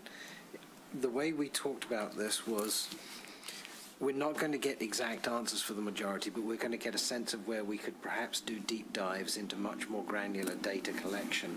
Because some areas, it may be, for instance, do you feel safe in Birmingham? If 90% come back and say yes, do you need to deep dive it? If 90% come back and say no, you've got to deep dive it. But if 90% say continue the special assessment approach paid by residents on unimproved streets, don't deep dive it. Leave it alone. Move on. It's direction finding for where the issues lie in people's minds. I get it. Do you guys understand what he's saying? Yeah. Okay. Go on. I would like to suggest that I think this is way too many words, and it sort of directs people towards answers. This was the short version. We tried really hard to condense it. In the second paragraph, if you said future improvements could be funded similarly, if you took the word where all residents and you put all in bold or all caps, I think you can eliminate the parens. All residents is all residents. I don't think you need to introduce including those who have already paid, because that is leading the witness, that is a value judgment, it's either, the question is all. It's also, it's redundant because it's offered in the answers. Right, so I think if you just said all, and you could get rid of the parens, that makes it much cleaner. Or maybe just some linguistics-wise, instead of saying where every resident, because we use the word all later in the same sentence anyway. So just from an English grammar standpoint, that's Every poor grammar. resident, Covers. then you need to say like Covers the cost of all helps to remaining cover the unimproved cost. roads. Helps to cover, yes. Yeah. And my preference would be to remove the words "all the remaining." So it just says cover the costs of unimproved roads to be improved, not all of them, whatever we choose to. Covers the cost of improving unimproved roads. Right, something like that, yeah. Just don't imply that we're going to do them all. And then I think Mayor Pro Tem Long had said we should add one more box or some choices about how much more would you pay? Well, I just think that if, as Commissioner Haig said, if people say, yes, you should ask voters to pass a millage, and it's 80%, okay, how much more would you be willing to pay on because if we do a millage, you're going to be paying more. How much more would you be willing to pay? And is it $10? Is it $100? Is it zero? If they say you want to do a bond, but they're willing to pay zero, I guess we'd like to know that too. I just think you can get some more information in here so that if we get 90% that says they want us to do a millage, then great. Then how much are you willing to pay? Yeah, and just for everybody's background, on question 26, we actually had a lot of discussion about exactly that type of metric of how much. It's related to a different question. I saw that, There was a lot of discussion about the dollar amounts there. And I think Ms. Barrett in her email also talked about give some kind of numerical quantifier so there's a sense of scale. I got no problem with that either. None. So could we mirror number 26? I don't know if the numbers I don't would think be my quite beef with enough. 26 is that it's monthly. And Right. people don't think of their taxes in monthly. The other is taxes, how much you pay is based on the value of your home. So you've got to find a way to word it that takes into account, first, that it's annual, and second, that it's per $100,000 of value. Because not everybody can say, I'd pay $100 more. There's no way for us to bill that. Right. And we have to take into account that people don't necessarily understand that they're taxed on half the value of their home, right? I don't know. I feel like, to Commissioner Haig's point, I feel like the dollar ranges will give you a temperature check here. Over $100 means I'll pay anything, just make this problem stop, right? And zero means nothing. I'm not willing to pay a dime, right? In the middle, yeah, it's grayer. We're not going to get granularity, but I think trying to explain how to calculate your taxable value in the middle of a survey, No. people are just going to hang up the phone. So what you're suggesting is a couple boxes, nothing, $100, around 100, or maybe I mean, break it down by month or by year, but it could be something like, if we, to your point of taxes an annual basis, would you be prepared to pay nothing, $500 a year more, $1,500 a year more? You know, pick numbers. Right. Ranges of numbers, and that's. You guys are writing the survey, you pick 26 the for that. numbers. Okay. We'll approve it next time. Yeah. Right? Okay. 9. So now we're on 9. Please rate the adequacy of parking in Birmingham and rate it on the following attributes: availability of on-street metered parking, availability of residential street parking near my home, availability of parking garage parking. So we're talking about availability and adequacy, not cost, not, I don't know, what else? Okay, so any beef with that question? You guys thought that was important? Okay. How can transportation/parking infrastructure be improved? That's an open-ended text box. No. Nope. Everybody's okay with that? Yep. Rate the utility services, water, garbage, etc., that you use. Drinking water reliability, waste service, trash collection, recycling, yard waste collection, effectiveness of storm sewers. Everybody okay with that? I mean, do we have an issue with drinking water I was gonna say. reliability? Our drinking water is, every year we test it, I've never seen, I don't think we've even, except when there's a water main break, have a boil water advisory or anything like that. Yeah, I don't know what data you're going to get out of drinking water reliability. What are we trying to, Something else there, yeah. So the take that I took on that from the conversation we had was there's discussion about costs. And again, Ms. Barrett sort of, I think she did, or someone brought up something about the cost of our water rates and what have you. And are we satisfied with what we get? It was trying to come up with a very concise question of, do you believe in the quality of what we receive? I mean, the quality of the water, the pressure, et cetera. It was just, how do we come up with a concise way of asking that to see what people... I still don't understand what you're asking. Yeah, because reliability doesn't get to that. And if you say drinking water by itself and somebody says poor, does that mean it's too much or I got no pressure in my house? So I'm not sure what actionable data comes out of a single question like that. Now, I could see, going off of some of the stuff that we were talking about earlier, recycling, would you be interested in food waste, either a communal, what do you call it when you? Composting, or would you do it in your own yard? We're already talking about that. Yeah, that's what Right, but this could tell us they're really interested in it, or it might tell us they don't really care. I don't know. That's just one. Maybe you could replace the water reliability with internet. I don't know. I mean, like, I've always thought of drinking water is amazing. So I don't know. But I think I'm trying to think of utilities for where you have, where I would have complaints, and mine is internet. It's horrible options, but that's just me. We also can't control that.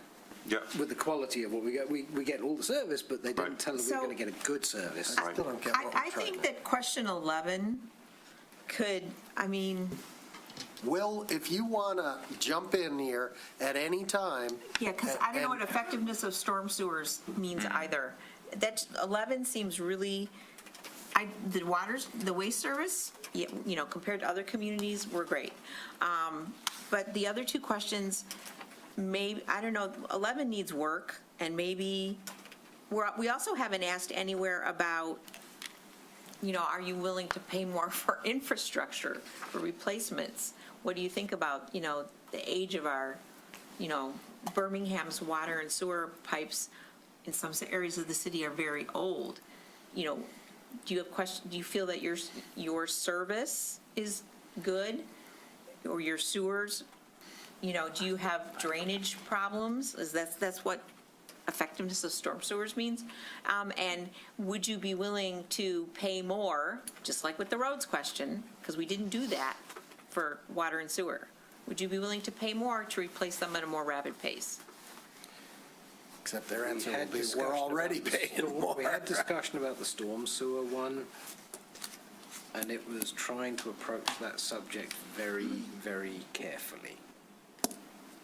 So there was a desire from several parties to have something on there, and there was a desire from several of the rest of us to make sure it was extremely carefully constructed. Okay, I'm not fond of number 11. Is anybody going to propose eliminating it? I wouldn't have a problem eliminating it. If you're trying to Are we that confident about our people's satisfaction with trash collection? That feels like something that could be. I've never heard a complaint Yeah. about trash collection. Usually we get and they love how we're the only community where they come and grind up your branches for free. People love that. We have bulky item pickup. We have. Yeah. We have. I wasn't complaining. I was We just have saying great it trash seemed collection. plausible. And yeah, I'm happy to. I don't know, maybe a fill in the blank. Like, I know that there are people that have problems with, like, the storm grate in front of their house yeah, it could be getting an clogged open-ended up question. and the street starts to flood. Is there, what? Clear it yourself. It's 15 Okay, seconds. hold on. Hold on. I'm just saying. I need to control this because we're at a half an hour now, and we need to move along. Sure. You made a suggestion that I think might be good. I think that this just be an open-ended question. like some of the others, do you have any comments, or what do you like, or is there anything that On any utilities? on any of water, garbage, et cetera. sewer, but not gas, electric, and cable? Let them say, it's an open box. They can say whatever they want.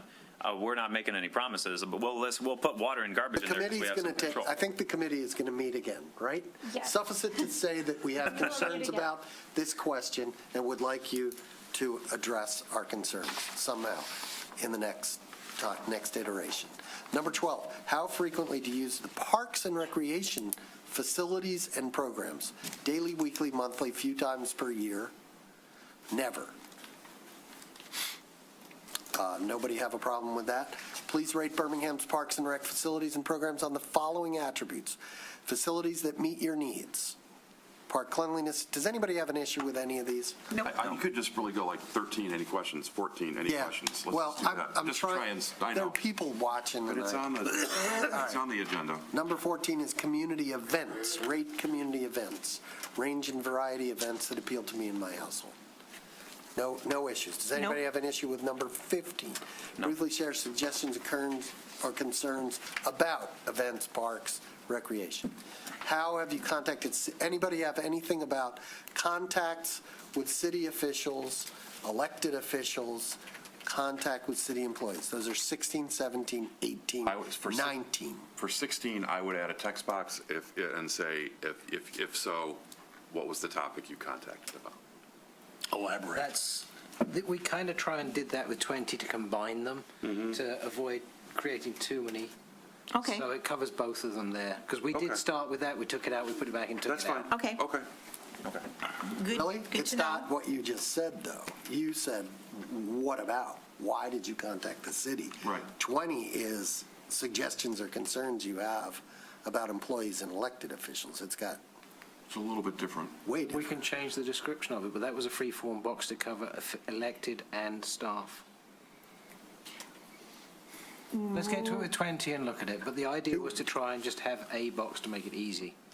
Yeah, but 16, you would be saying, I contacted you because, my neighbor is noisy, or a tree fell down, or, Could be for anything. Right, but that's not covered in 20. Then change the text. Okay, Of 20. put that in your, Okay. Committee, change the text. How about for 20 could be, for any of your answers to 16 through 19, briefly share suggestions or concerns. Or anything. Just loop them in. Yeah. Integrate it all. Just integrate them all into that question. And then you have a box. Done. 21 is, does anybody have questions about that? Yes. Okay, go ahead. What? I think that is a very specific set of questions, and I think that don't know should be changed to not applicable or not used. Because don't know doesn't tell me anything. Agreement? Yep. Okay. I'd be also concerned if people don't know that they contacted. Do you see yourself remaining in Birmingham, meaning living, continuing to live? Do you? Unfortunately not. But I have for 31 years and absolutely loved it. So this is just to gauge whether people are long-timers committed. And they'll be cross. Okay. Number 23, overall experience satisfaction with the city of Birmingham. Okay. Anybody have any with the 24, based on your answers overall? Which single improvement would have the biggest benefit to you? Okay. Then we have the tax dollar. And I think the tax dollar is kind of fine the way it is. That's We need fair. to just check the numbers. Yes, but Double check. But the whole about who collects the school's money, that's way in the weeds for the average resident. I mean, maybe instead of 4 blocks, there's 5 blocks. But her state point school or was something, that some of it's not going to Birmingham Public Schools. It's Yeah. going to the state for schools, and it may or may not come back to Birmingham. So you could change it to just schools. Right. Boom. And that would cover it, and would, right? Yep. Okay, so number 25, we're moving right along here, and we hope to be done by 9. Everybody can see, as you consider city's focus in the coming year, which 5 services or programs other than core services are the biggest priorities for the people living in your household? Pick up to 5. I have some concerns about that one. First of all, just for order, in the middle column, it went from adults to children 12 and younger, and then teens is in the top of the next column. It seems like you should put them in age rank order. So adults, teens, and then children 12 and younger. And seniors? Well, adults, and you could say adults and seniors, I mean.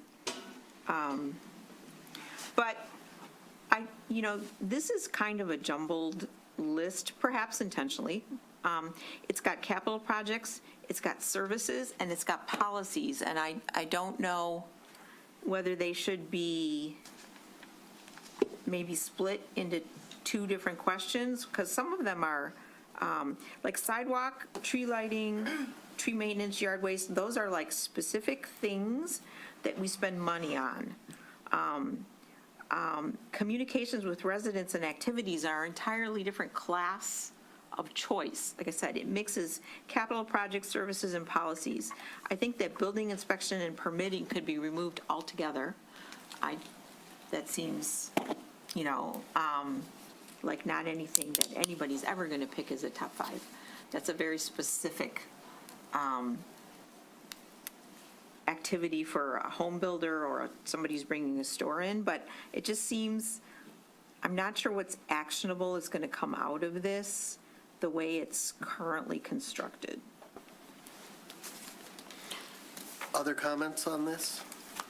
I agree that it's a somewhat mixed bag. Does anybody want to address from the committee, the mixed bag nature of this question? I could, if I may. Sure. Yep. Okay. So this is a question that we spent a considerable amount of time on, and it has, I would say, flip-flopped between the 2 iterations that Commissioner Long mentioned, between being more grouped together and more of like a broad array of topics. And Wilk is on, and he can kind of like support this. But what we found is when we started to split it into services or capital projects, what was happening is we'd have a question about services, and then a person could only pick up to 2. And then you'd have a question about recreation programs in the museum, and then it was like, well, you could pick up to 3 from that grouping. And then a capital project, you could pick only 1. So by putting them together, it kind of actually, I guess, allowed more freedom in response. I wouldn't say that I am married to it being a certain way, or Will is married to being a certain way, but it is something that had a lot of conversation around it and ended up in one more diverse question to give more people more options of how they responded. May I? Yes, please. So, for example, modernizing municipal facilities. What are we going to learn from that? Because a municipal facility means what to a resident? Does it mean baseball fields at Kenning Park? Does it mean City Hall? Does it mean the ice arena? Does it mean, sidewalks and streets to somebody? I'm not sure, again, what are we going to learn from this?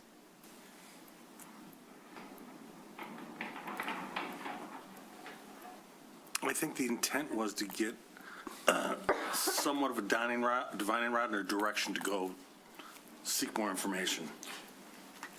Again, heat mappy type. Okay, but some of these are really specific, and you understand what the Birmingham Museum is. Right.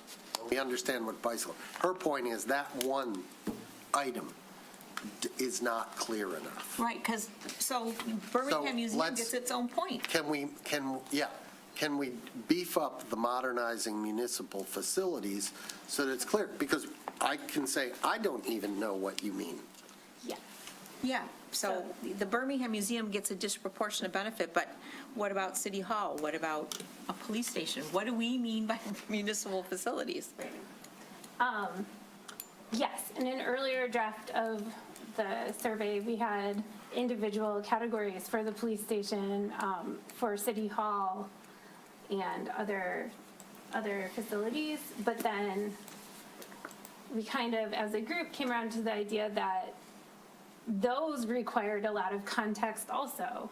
So in an effort to not have to contextualize every item, maybe it became too broad. Well, if you change facilities to buildings, Yeah. then we know you mean buildings, and people can say yay or nay. Okay. But Okay. if that's what your intent was. It was. Is that the kind of question, I feel like sometimes this is useful because I don't know anything about making surveys, but is this the kind of thing where like with the police station, like we know we need to do work there, right? I don't think any of us feel like this is something that's optional.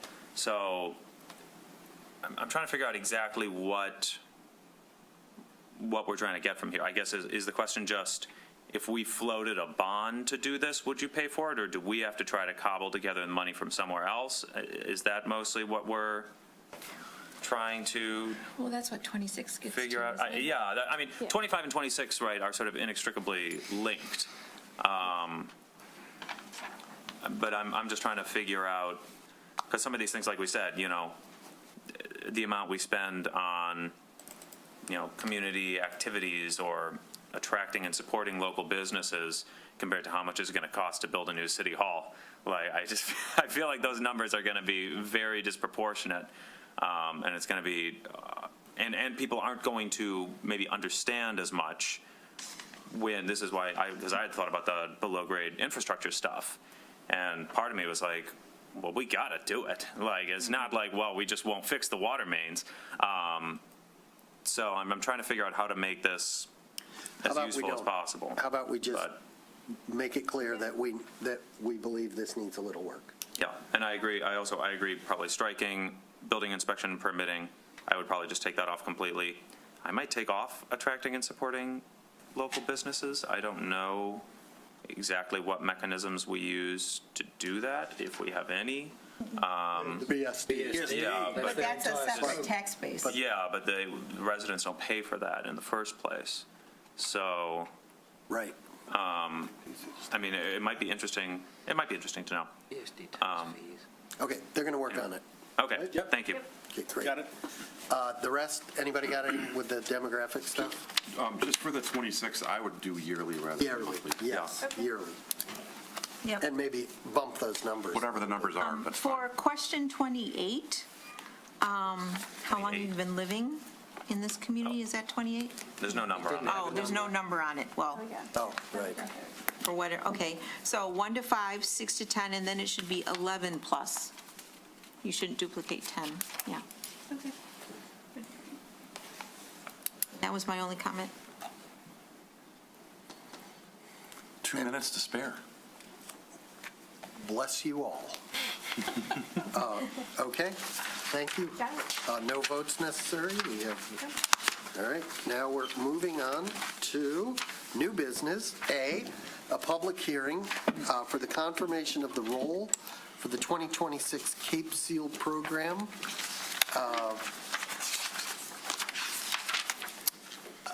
Hi, Ryan. Ryan, right? We have a public hearing. I am going to open the public hearing and hear from city staff. All right, good evening. Ryan Katz, Deputy Treasurer for City of Birmingham. Before you is Special Assessment District Roll Number 917, 2026 Cape Seal. At the previous meeting, it was discovered that 10 parcels at 450 Oak Ave were miscalculated based on the footage of each unit. That has been corrected to allocate the same total cost for 450 Oak Avenue, to allocate the same total cost equally among the 10 units. Tonight, we recommend the adoption of the resolution confirming Special Assessment District Roll Number 917, 2026 Cape Seal program defraying the cost over a 5-year period at an interest rate of 7.75%. The hearing of necessity was approved on February 23rd, and notices were sent out as shown in the report. Thank you. Thank you. To the city attorney, I'd like the most expeditious way to get this resolution or motion made. Several of our commissioners have experience with this. Is there any way to do it without? You haven't asked for public comment. Okay, public comment, sorry. Is there anybody here who would like to comment on this matter? Yes, sir, please.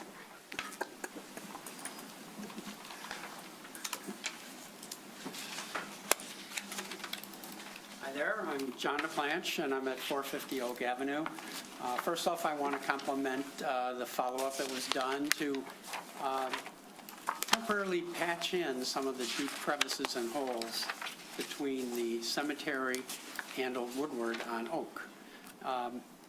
Better, but still feels like a stagecoach in a John Wayne movie. It's still, very temporary.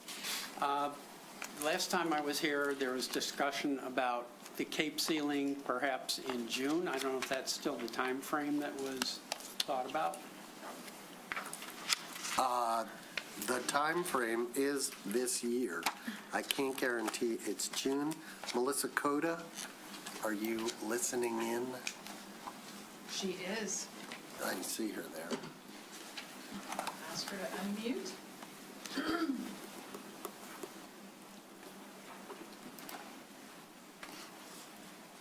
We don't have the contract on tonight, do we? Not for Cape Seal in general. Or did we already do the contract? No. We made the motion, but we have not executed it until this is done, and then you will sign it this evening with the clerk. So we have a contract about to be executed. Timing. Melissa Coda's on now. Oh, Melissa, timing of the Cape ceiling on Oak specifically. After the contract's approved, hopefully this evening will be signed. We'll schedule a pre-construction meeting with the contractor. At that time, we'll get their construction schedule. If I had to estimate offhand, I would assume around May time, but we'll have final details after the pre-construction meeting with the contractor. May time is good.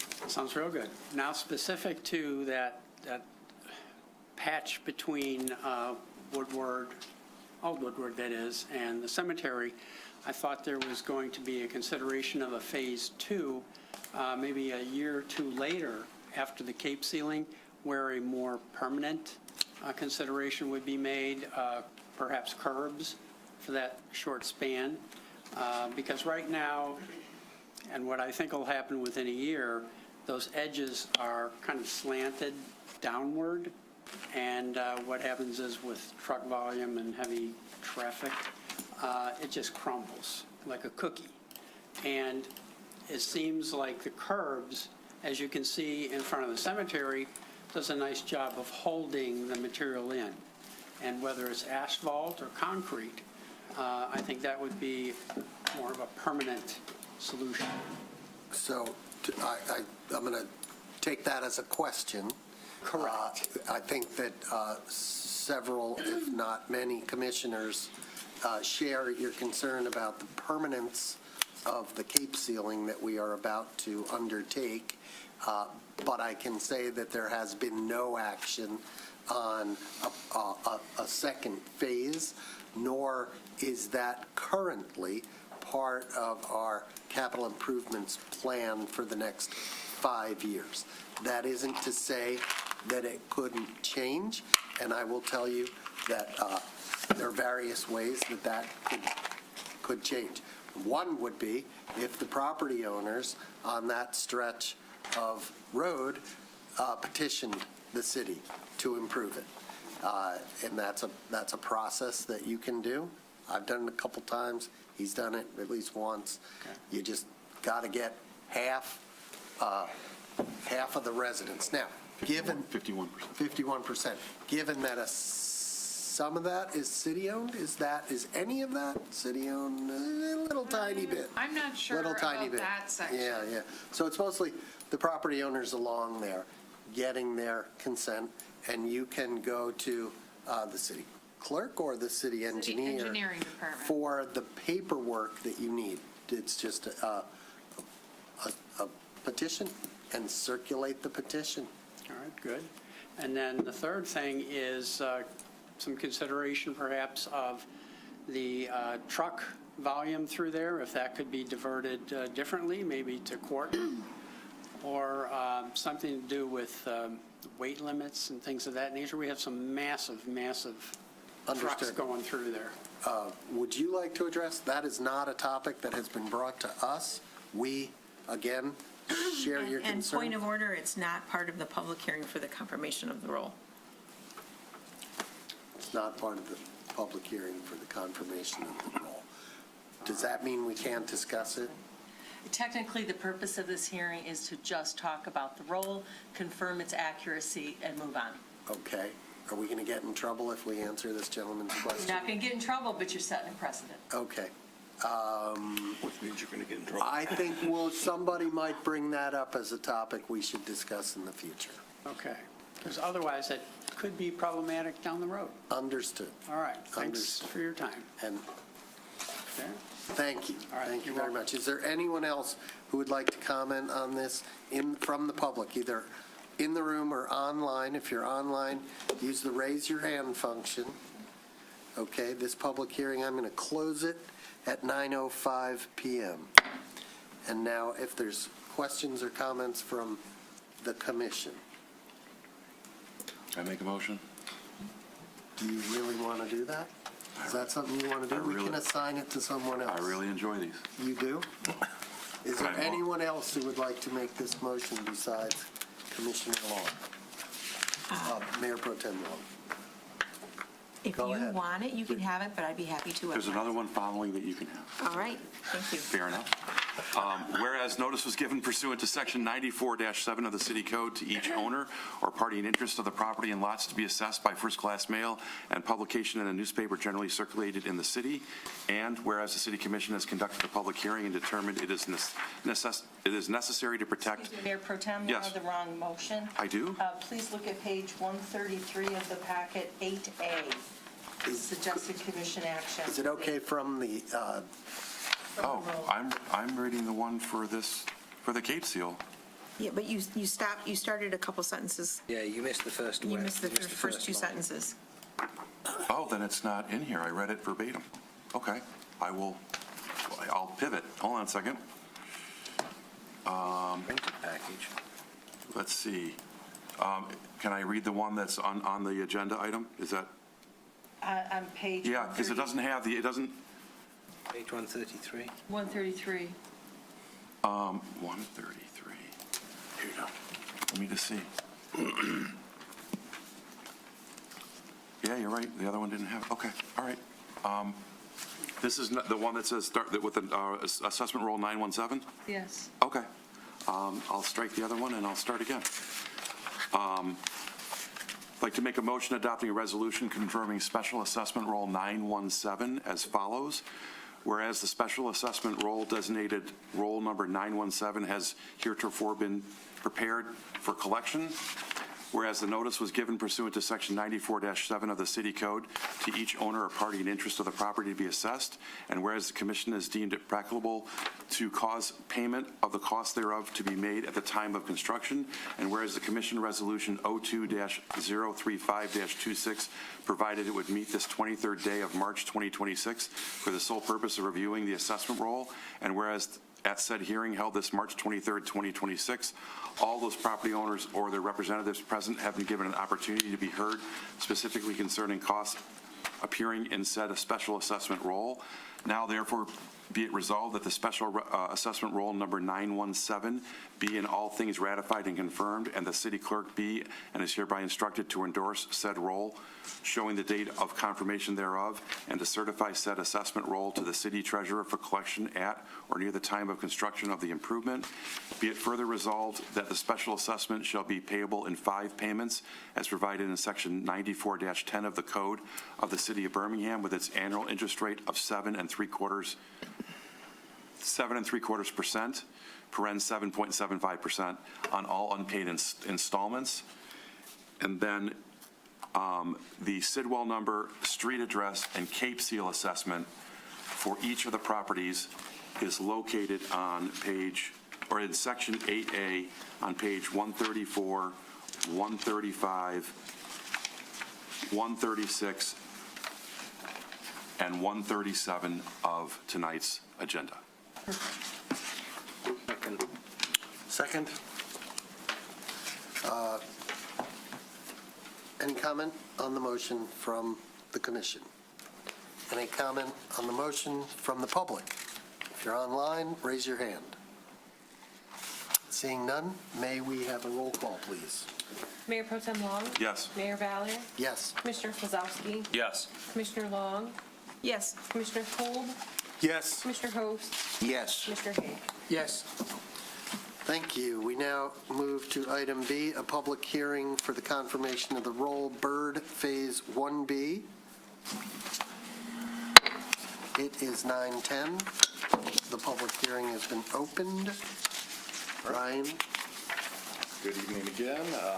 Brian Katz, Deputy Treasurer. Tonight, we recommend the adoption of the resolution before you confirming Special Assessment District Roll Number 918, Bird Avenue Phase 1B, water laterals, defraying the cost over a 5-year period at an interest rate of 7.75%. The hearing of necessity was approved on March 9th. The notices were sent out as shown in the report. Thank you. Thank you. Comments from the public? Comments, questions from the public? This is a public hearing. Anyone in the room or online? If you're online, use the raise your hand function. Seeing none, we're going to close the public hearing at 9:11. That was a fast one. 1 minute. Questions, comments from the commission? None. Okay. Who's going to read this one? Mayor Baller, I'd like to make a motion adopting a resolution confirming Special Assessment Roll 918 as follows. Where Special Assessment Roll designated Roll Number 918 has heretofore prepared for collection, and whereas notice was given pursuant to Section 94-7 of the City Code to each owner and party in interest of the property to be assessed, and whereas the Commission has deemed it practicable to cause payment of the cost thereof to be made after the time of construction, and whereas Commission Resolution 03-051-26 provided it would meet this 23rd day of March 2026 for the sole purpose of reviewing the assessment roll, and whereas at said hearing this March 23rd, 2026, all those property owners or the representatives present have been given an opportunity to be heard, specifically concerning costs appearing in said special assessment roll. Now therefore be it resolved that special assessment roll number 918 be in all things ratified and confirmed, and that the city clerk be and is hereby instructed to endorse said roll showing the date of confirmation thereof, and to certify said assessment roll to the city treasurer for collection at or near the time of the construction of the improvement. And be it further resolved that the special assessment shall be payable in 5 payments provided in Section 94-10 of the City Code of Birmingham, with an annual interest rate of 7.75%, paren 7.75%, on all unpaid installments. The Sidwell number, street addresses, estimated water SAD costs, and estimated sewer SAD costs can be found in tonight's agenda, Section 8B, pages 190 and 191 of tonight's agenda. Second. Comments on the motion from the public? Online? In the room? Seeing none. Comments by the commission? Seeing none. Roll call. Commissioner Kolb? Yes. Commissioner Host? Yes. Commissioner Kozowski? Yes. Commissioner Hay? Yes. Mayor Ballard? Yes. Commissioner Long? Yes. Oh, sorry. Yes. Mayor Pro Tem Long? Yes. Okay, excellent. Thank you. We move to item E, an ordinance to amend chapters 82 and 110 of the Birmingham Code of Ordinances to move and update the enabling language for the multimodal transportation. Wait a second. I think we're. You are. Yeah. I am? Yes. Gotta do the You got to do, Oh, sorry. Why didn't you stop me? C. Okay, that's right. And then we have the, I know, wow, mine are too. okay, there's too much bird stuff going on. A lot of bird stuff. That's fine with it. Lot Well, of bird C is the stuff. public Right, hearing. so, I'm sorry, we're on item C. Oh, you're right. The public hearing for resolution to approve a special land use permit amendment and final site plan and design review for 600 North Old Woodward Suites 101 and 203 Old World Pizzeria. Is there something wrong? Oh, just, Am I? sorry, I had the packets out of The order. packet's printed where, like, The sections are in different places, but the page numbers actually go in the correct numbering order, but section C comes after section D, section B. that's why I was thrown off when I read the first And one, yeah. When I read it, I just read each one, but I didn't look at the agenda for the sequence of it. So I just read them as items. I'm going to go in order since I already read that. We're going to have confusion. No, you're fine, you're fine. Yeah. No, you're fine, we're just saying why we're all We just have in to order. find the right page. I was confused too, for a different reason, but whatever.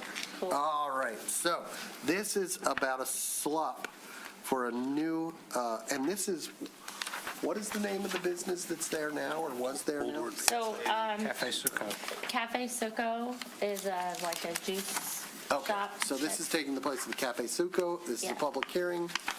We're going to open the public hearing at 9:15. Great. Thank you. Thank you. I'm Leah Blazinski, city planner here at the city of Birmingham.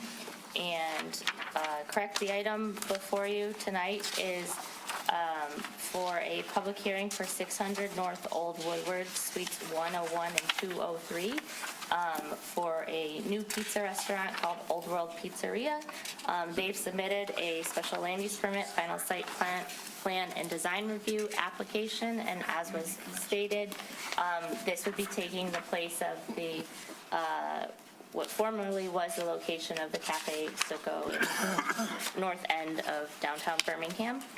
And so it's important to note that the reason that this is a special land use permit before you tonight is because this is in the O2 zoning district.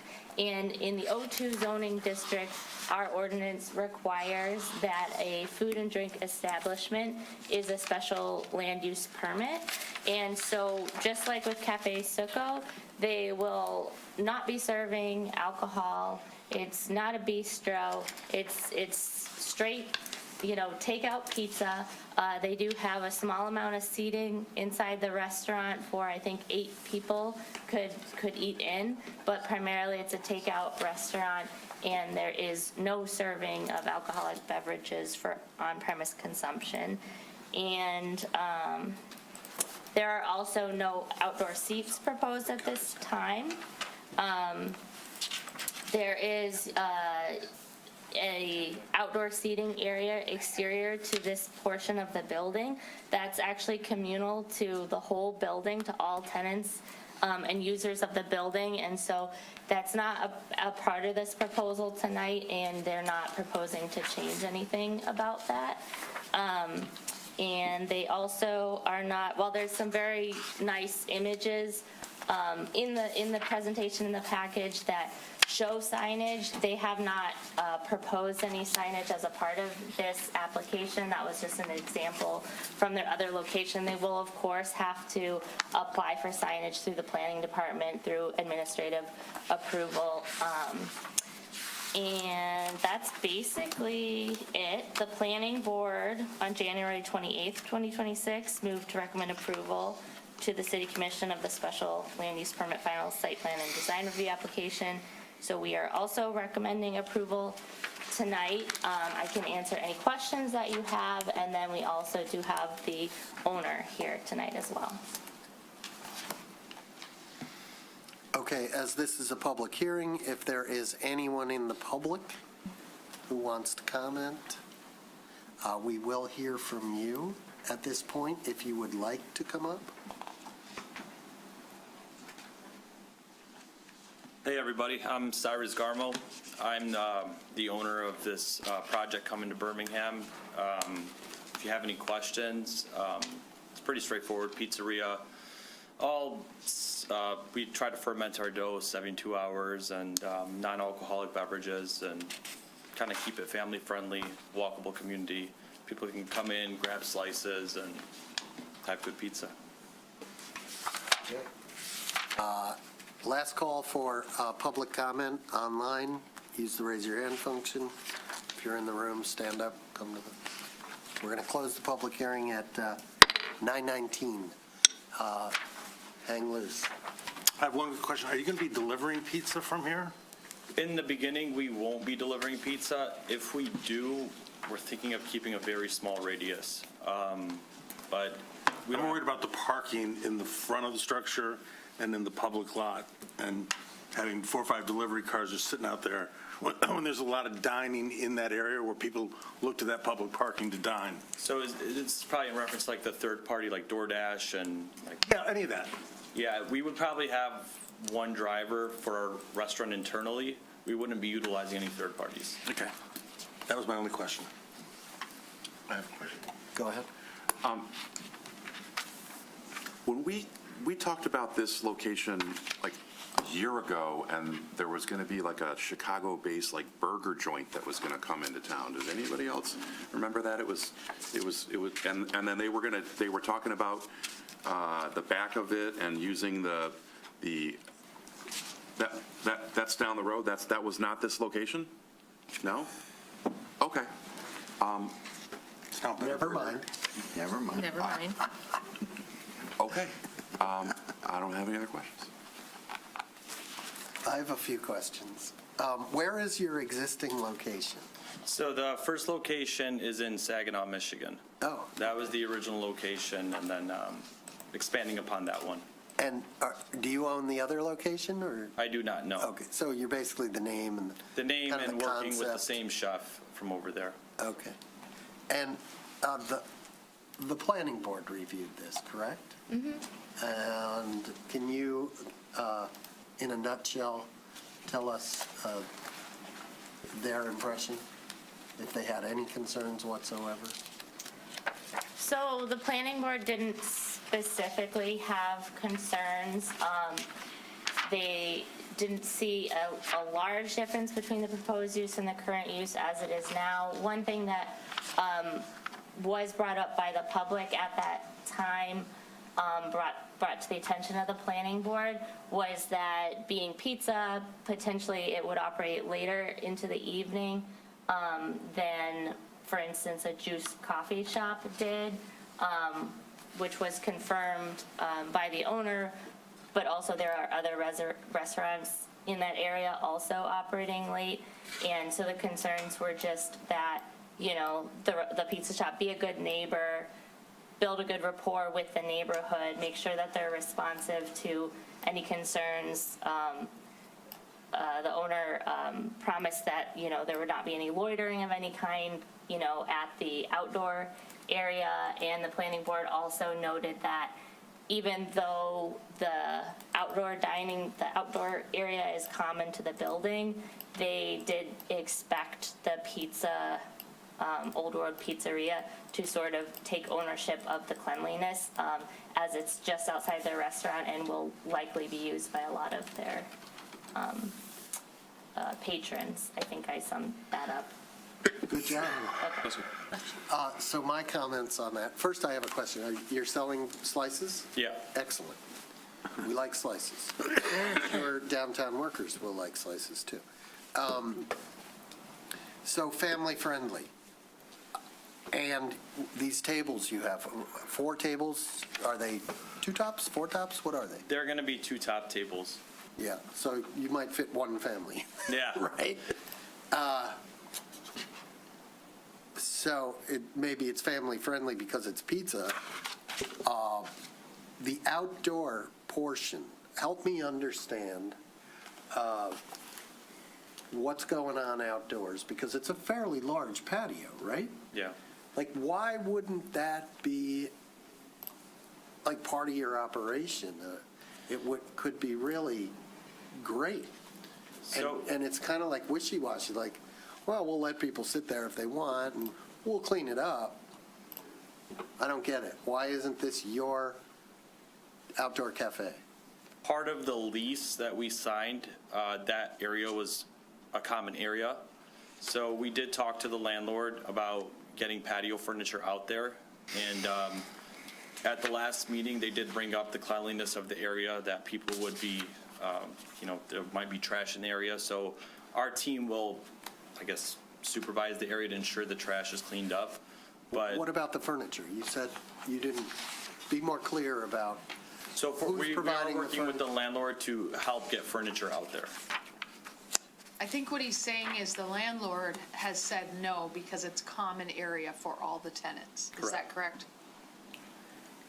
May I? Yeah. There's other leases that they promised that common area to, prior leases for other tenants in the building. You know that for a fact? If it's a common area and there's more tenants in the building, I can pretty much guarantee it. So who's going to furnish it? We're working on that right now. So I'm trying to work jointly. There's an agreement that we will furnish it, but we're trying to see how to make it work for everybody. Wait, there's an agreement with the landlord that you will furnish it? No, not that we will, that either us or them will furnish it. It will be furnished. Is that part of the SLUP? No. No. He's representing to us that it will be furnished. Right, but And he that they- doesn't have any ownership or leasehold rights to the outdoor space. I So get that, but he's saying that he has an agreement. He's saying he's trying to get. No, I'm trying to make something work. But it's not tied I to don't know. special land use. To me, and I'm happy to open it up to you guys, I think that's a really important aspect. If you want family friendly, we want family friendly. 8 seats inside doesn't really cut It's it as limited, yeah. family friendly. So as much outdoor dining, that would be my preference. I don't know how we can make that happen. You cannot. If he doesn't have an opportunity for exclusive leasehold, we can't tie a special land use permit to something that's impossible for him to obtain. He can continue working with the landlord and try to work out something, but we But can't. then my quite- question, Who's the landlord? Brian Nager. Brian Major, yeah. We've worked well with Brian Nager in the past, right? We have worked with Like Brian when Major. the parking lot floods, right? Is there any influence that the city can have just by writing a letter to Mr. Nager saying, if my fellow commissioners agree with me, that outdoor dining is important there, that he gives some consideration to our desire for something more than just, a couple of benches or whatever. the only question I would have on that particular thing, if he's going to put in outside furniture, the next thing to file is going to be a bistro request. So let's try to do it all at once. Yeah, I got multiple points. Well, he's in not here. going to get a bar with 10 seats and 65, anywhere near 65 seats We're in not there. serving alcohol. Yeah. So, Yet. Commissioner Haig, you had a comment? Well, yeah, he kind of touched on the yet, because we have another instance where we're not serving alcohol, and now it's going through the we want a bistro process without the taco place, where there's no outdoor seating. But just the observation here, on just Google Street View, that common area, it has patio tables, 4-top tables, chairs, umbrellas, everything in that common area already. So it looks like the resource is there within a shared area. I think probably from my side, the bigger concerns I would have would be littering, food waste, and then, because it's next to farmer's market and right next to the river down at the bottom there as well, that's a big rodent attractor, and we want to make Pizza? sure. Or the river? Food waste next to the river, because it's a okay. conduit for rodents and other animals to be coming up. It's a pathway. It's a pathway for So wildlife. how does, So my how does that- my only concern is if we do that, it's got to be really, really clean. I don't mind that. I actually would like to see that used appropriately, because it looks like it should be now. If Mr. Najor is on board with that, I'm fine with it. I just want it to be Does the kept SLUP super clean. address cleanliness? Or that's just a law, right? I mean, it's got. Right, and there's been food establishments in that spot as far back as I can remember, with people eating outside different things for years and years and years. Yeah, but the difference here, as I see it, is, as he said, the idea is also that it can be takeout, because the 4 seats inside, you're not going to be making enough business to support yourself. So the idea is throughput, and on a nice day, it'd be great to sit out there. I just don't want, Well, we're going to have not your also problem, a, but pizza boxes dumped, or pizza crust, because kids don't want to eat the crust and they're throwing them around. slightly different to a sit-down establishment. That's where I see the differentiation. There's been sandwiches in and out of that spot for years, too. But that would be on the property owner. And if he is allowing debris, despite whatever agreement they come to, we would be addressing that with him, with the property owner, to make And- sure that there's not debris.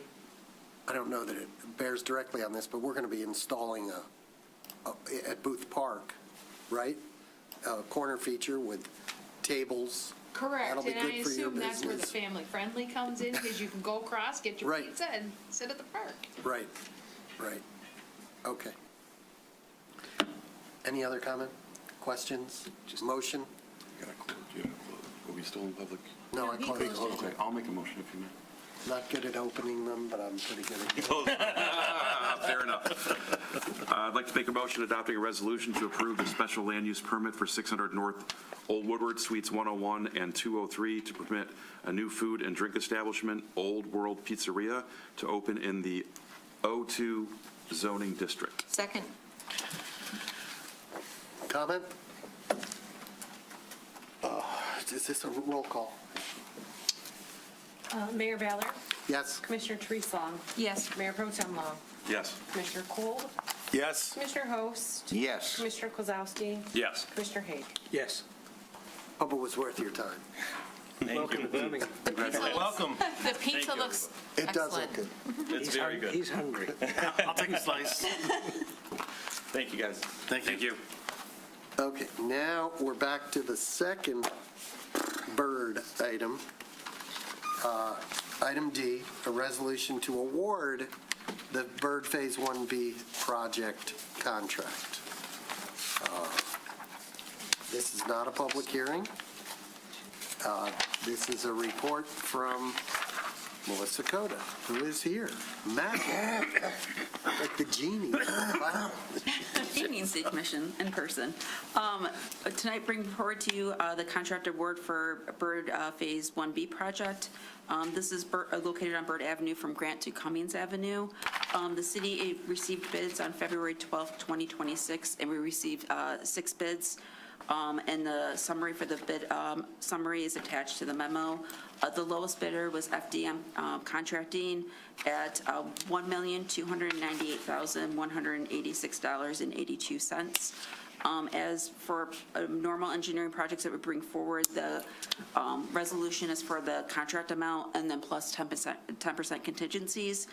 So with the 10% contingencies, the total amount is $1,428,005.50. And FDM Contracting has done work in the city previously. Last year, they worked on actually Bird Phase 1A project, and the year before that, they worked on Reading Road. And then in 2023, they worked on the Westwood project. And I'm available to answer any questions the commission may have. Let's do that in the context of a motion. Would someone humor me with a motion? Sure.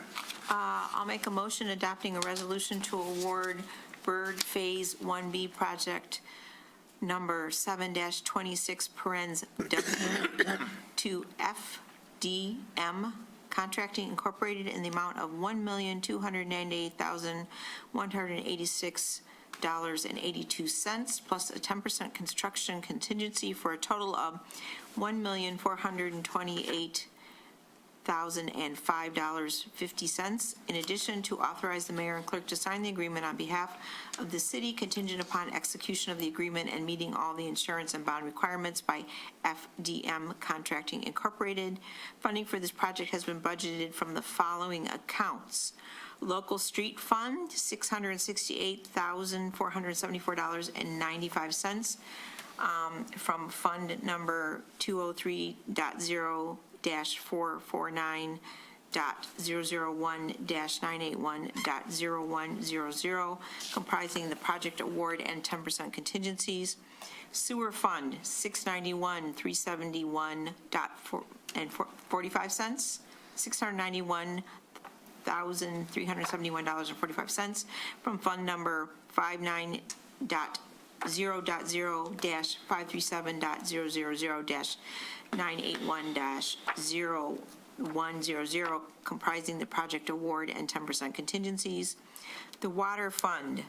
$483,413.70 from Fund ID number 591.0-544.000-981.0100, comprising the project award and 10% contingencies for total construction costs of $1,428,005.50, comprising the project award and 10% contingencies. Second. Could she have just said, move the suggested resolution? In a lesser city.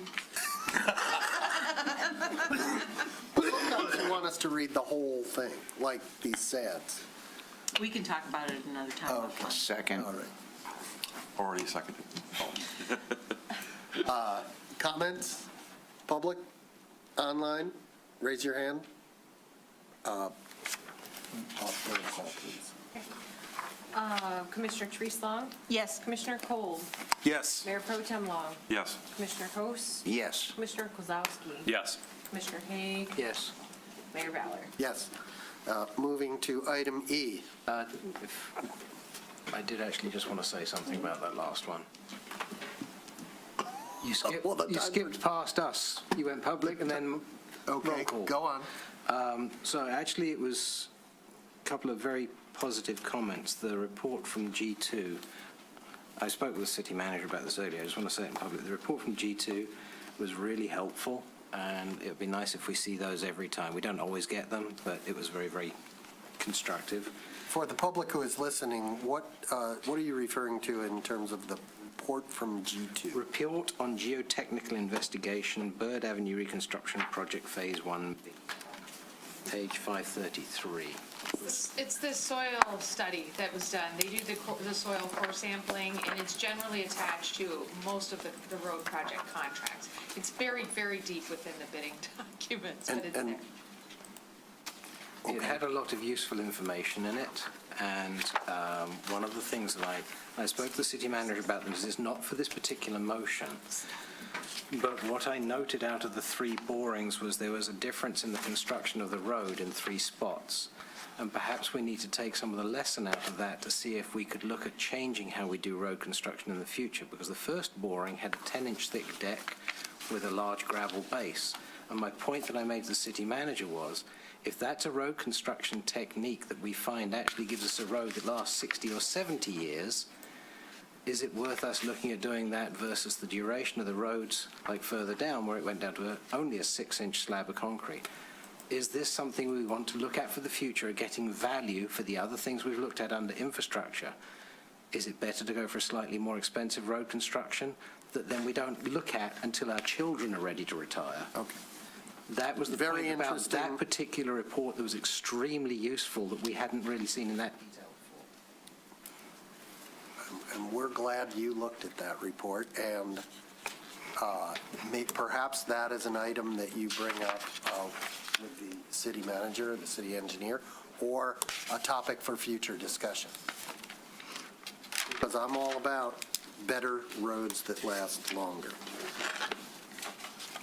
We move along to item E, an ordinance to amend chapters 82 and 110 of the Birmingham Code of Ordinances to move and update the enabling language for the Multimodal Transportation Board. Leah. Yes, Leah Blazinski, city planner, and the item is the ordinance amendment for the enabling ordinance for the Multimodal Transportation Board. So I'll just give a brief overview, a bit of background for anyone listening, just that in late 2025, the Multimodal Transportation Board faced some confusion about their role in capital improvement projects and their role in city governance in general. And so the board has been under a moratorium for approximately 6 months since September 2025, with the last regular meeting being August 7th, 2025. And also in December, we held a joint meeting, December 11th, 2025, we held a joint meeting where city commissioners And the Multimodal Transportation Board had the opportunity to spend a good amount of time exchanging thoughts and brainstorming ideas about the role of the Multimodal Transportation Board within the City of Birmingham's governance. And so after taking into account the city commissioners' viewpoints and advice, what you're seeing tonight is that planning staff has put together a draft ordinance that we feel simplifies and modernizes the Multimodal Transportation Board's enabling ordinance, and also introduces an appropriate amount of flexibility into the language of the purpose and duties section to allow for effective planning, visioning, and study of evolving trends in multimodal transportation. At the joint meeting, we heard a lot of different things, a lot of differing opinions and priorities in relation to the work of the board, but we also were able to distill some pretty clear consensus from that meeting, such as this board is a really valuable forum for public conversations related to multimodal transportation in the city, and that the board should remain as such. And so tonight's proposed ordinance updates, we updated the structure and the composition to mirror the style of newer board enabling ordinances. We also moved this enabling ordinance into the planning section of the Code of Ordinances so that it's alongside other boards that focus on visioning for the city, such as the Planning Board, the Design Review Board, and the Environmental Sustainability Committee. And then the proposed ordinance tonight also simplifies the purpose and duties to focus on the primary purposes, which is to advocate for pedestrians, bicyclists, and transit users. And we eliminated some outdated language in the hopes of providing clarity for all involved. And then we also were anticipating that there may be as yet unknown emerging trends in transportation. And so we made it very clear in there that the City Commission has a clear authority to assign items as desired to the Multimodal Transportation Board. So that's all I prepared to say. I'm happy to take questions. Thank you. That was an excellent introduction. Does anyone on the commission have any questions for Mrs. Zinski? Commissioner Host. Leah, would this enable the multimodal board to meet and have things to discuss? So if you were to pass this ordinance tonight, I would expect that we would restart having the regular meetings of the board, and staff has some ideas of how we could really hit the ground rolling with that. So yes, I think is the answer to your question. If you remember, the commission's direction was pause until we update the statute or this language, and then get everything cleared up, and then they can start meeting again. They, as in the current members, is that the anticipation? That Current members, the current correct. members would return? Yes, because this ordinance does not really change the composition of the existing board. They would still continue to serve. We have, how many members are on that board? We do have There's 7 vacancies, plus right? 2 alternates. I think we do have a couple of vacancies right now. So Other? yes, 5 at the moment. 5 okay. people. With no alternates? We have no alternates if we are. So there's 2 openings? Yeah. Okay. Other questions? Yes, Kevin Kozlowski, Commissioner. Yeah, so I had a few questions. I felt like I was having a hard time understanding kind of what an average meeting was going to look like. I felt like some of these things under purpose and duties are things like promote development and maintenance, promote through education, ensure sensitivity, even to some degree assist with implementation. Can you walk me through what kinds of things you think are going to show up in a multimodal meeting where the board will weigh in on those kinds of things? For sure. That's a really good question. So I guess in a way with some of these, we are asking I guess, for your trust of staff, in that we would be bringing sort of in the order of what we feel is most important, the next items for the board. So just off the top of my head, like when we talk about the implementing the current multimodal plan and the relevant city plans, for us in planning, that's like a really big one at the moment that we're like kind of excited to get started on. And so, of course, we need to update the multimodal transportation plan, but we still have one, and it's still not complete. It's substantially complete, but I could foresee an activity at the multimodal transportation board where we review that plan and we can we can take inventory, staff can take inventory and bring it to the board of which items are still kind of out there in the open. Something else we discussed today we might do is kind of look ahead. You know, you guys have been spending a lot of time with the capital improvement plan and how to best present that to the city and make it digestible and easy for people to see what projects are coming up next.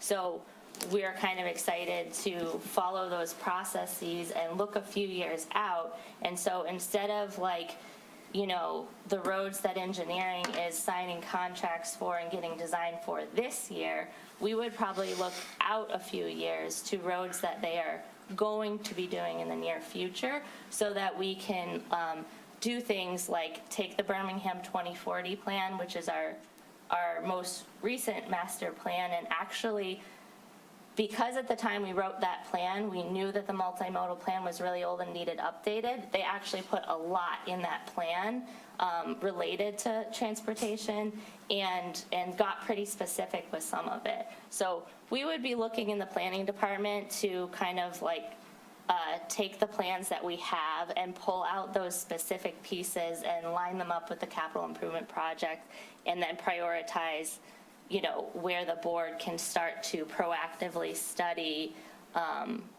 what could some implementation look like that furthers pedestrian and cyclist safety and comfort and transit users. So the idea is that staff is going to look ahead and then bring items to multimodal and say, this is going to be coming down the pipeline. We would like you to take a look at it and weigh in and give us some thoughts about it. Okay, I think that's good. And because we had discussed at the meeting also that I think we should encourage the Multimodal Transportation Board to be proactive about thinking about ways to improve safety in the city. And on the note about safety, I was also a little bit concerned. I felt like we were, and I think it's good to focus on active transportation. Sort of a nitpick, there's things like electric scooters and e-bikes. Well, are those active transportation? Well, maybe not, but they're probably going to use the same facilities. Is it cool to just assume that, yeah, multimodal is going to be thinking about all that stuff? Yes, Okay. correct. Because, and then sorry, my second thing is I'm also very interested in intersections. You know, I felt like we said, okay, don't worry so much about the cars. We want you guys to focus on the pedestrians and the cyclists, and where do the pedestrians and the cyclists and the cars meet? Well, it's at the intersections. Do we consider weighing in on intersection design, on, you know, speed mitigation, stop signs? Should we stripe crosswalks? Should we paint some bump outs, right? Is that stuff that is still going to be within what we would consider the purview or the purpose and duties of this new multimodal board, or would we say, no, that's going to be some street design thing and we're going to leave that up to whatever consultants we hire to do street design? okay, so I'm not sure if I'm fully understanding the question. I think that yes, we would. Okay, so let me some you know, we have lots of residents who come to us and say, oh my gosh, this intersection by my house, there's a stop sign there and people just blow right through it, or maybe there's no stop sign there and people are going 30 miles an hour. Why don't you guys put a stop sign there? Okay. Is that something that the multimodal board would say, okay, residents have voiced concerns about this intersection, let's think about mitigation strategies we can use to slow the traffic down in this intersection? Should we add a stop sign? Should we stripe some crosswalks, et cetera? Or are we saying, no, no, no, that's not pedestrian and cycling facilities, so that's not within their scope? So I guess I would rephrase, it's not that it's not pedestrian and cycling facilities. It's not that cut and dry that's like, we're only gonna look at facilities. It's more of like, if you talk about the complaints coming from residents, that is something that is currently handled by the police in partnership with our traffic consultants who regularly respond to those complaints, research the issue, and then they come up with a solution. And oftentimes, those solutions can be things like stop signs, crosswalks, additional signage, and that always does come to the city commission for approval. We've seen a lot of success with that process, to be honest, and so I don't think we would expect as a matter of course to just be bringing every single instance of that to the multimodal. That's more of a reactive, the reactive we were trying to go away from, and it's not that it's not important, it's very important. I personally believe it's working really well with the police handling it, getting the guidance from our traffic consultant, and then when it comes to something that they can't handle with those traffic control device solutions that they have, the authority to put in place and bring to you guys, if it's more of a design concern, I would hope that we would be catching that in this process where we're reviewing all of our plans, we're reviewing the capital improvements plan, and then we're making sure at the outset that we're very well understanding the particular pain points of that road, including the intersection interaction. But I don't know that we would go out of order and try to come up with a solution. So does that let me see if I'm Yeah. getting, I think I'm getting this right. So you're saying multimodal's going to sit up here, and you guys are all going to discuss plans, 2040 plan, potentially revamping the multimodal transportation board plan, and among the elements of those plans may be ideas for intersection safety improvements. Maybe we want to stripe a lot more crosswalks. Maybe we want to stripe in front of all the stop signs, something like that. And that would be the decision, would be sort of, this is the way this is something we would like to pursue going forward. And they would sort of make the decision one time, and then when residents come with complaints, then the police department would work with the traffic consultant and they would consult this plan as part of their workshopping a solution to the problem. Is that a reasonable assessment of what you just said, or did I get off topic somewhere? I see the police chief is here because, thank you. Could tell he A was lot here. of these things go directly to the police department, like for Yeah. instance, should there be a stop sign placed here?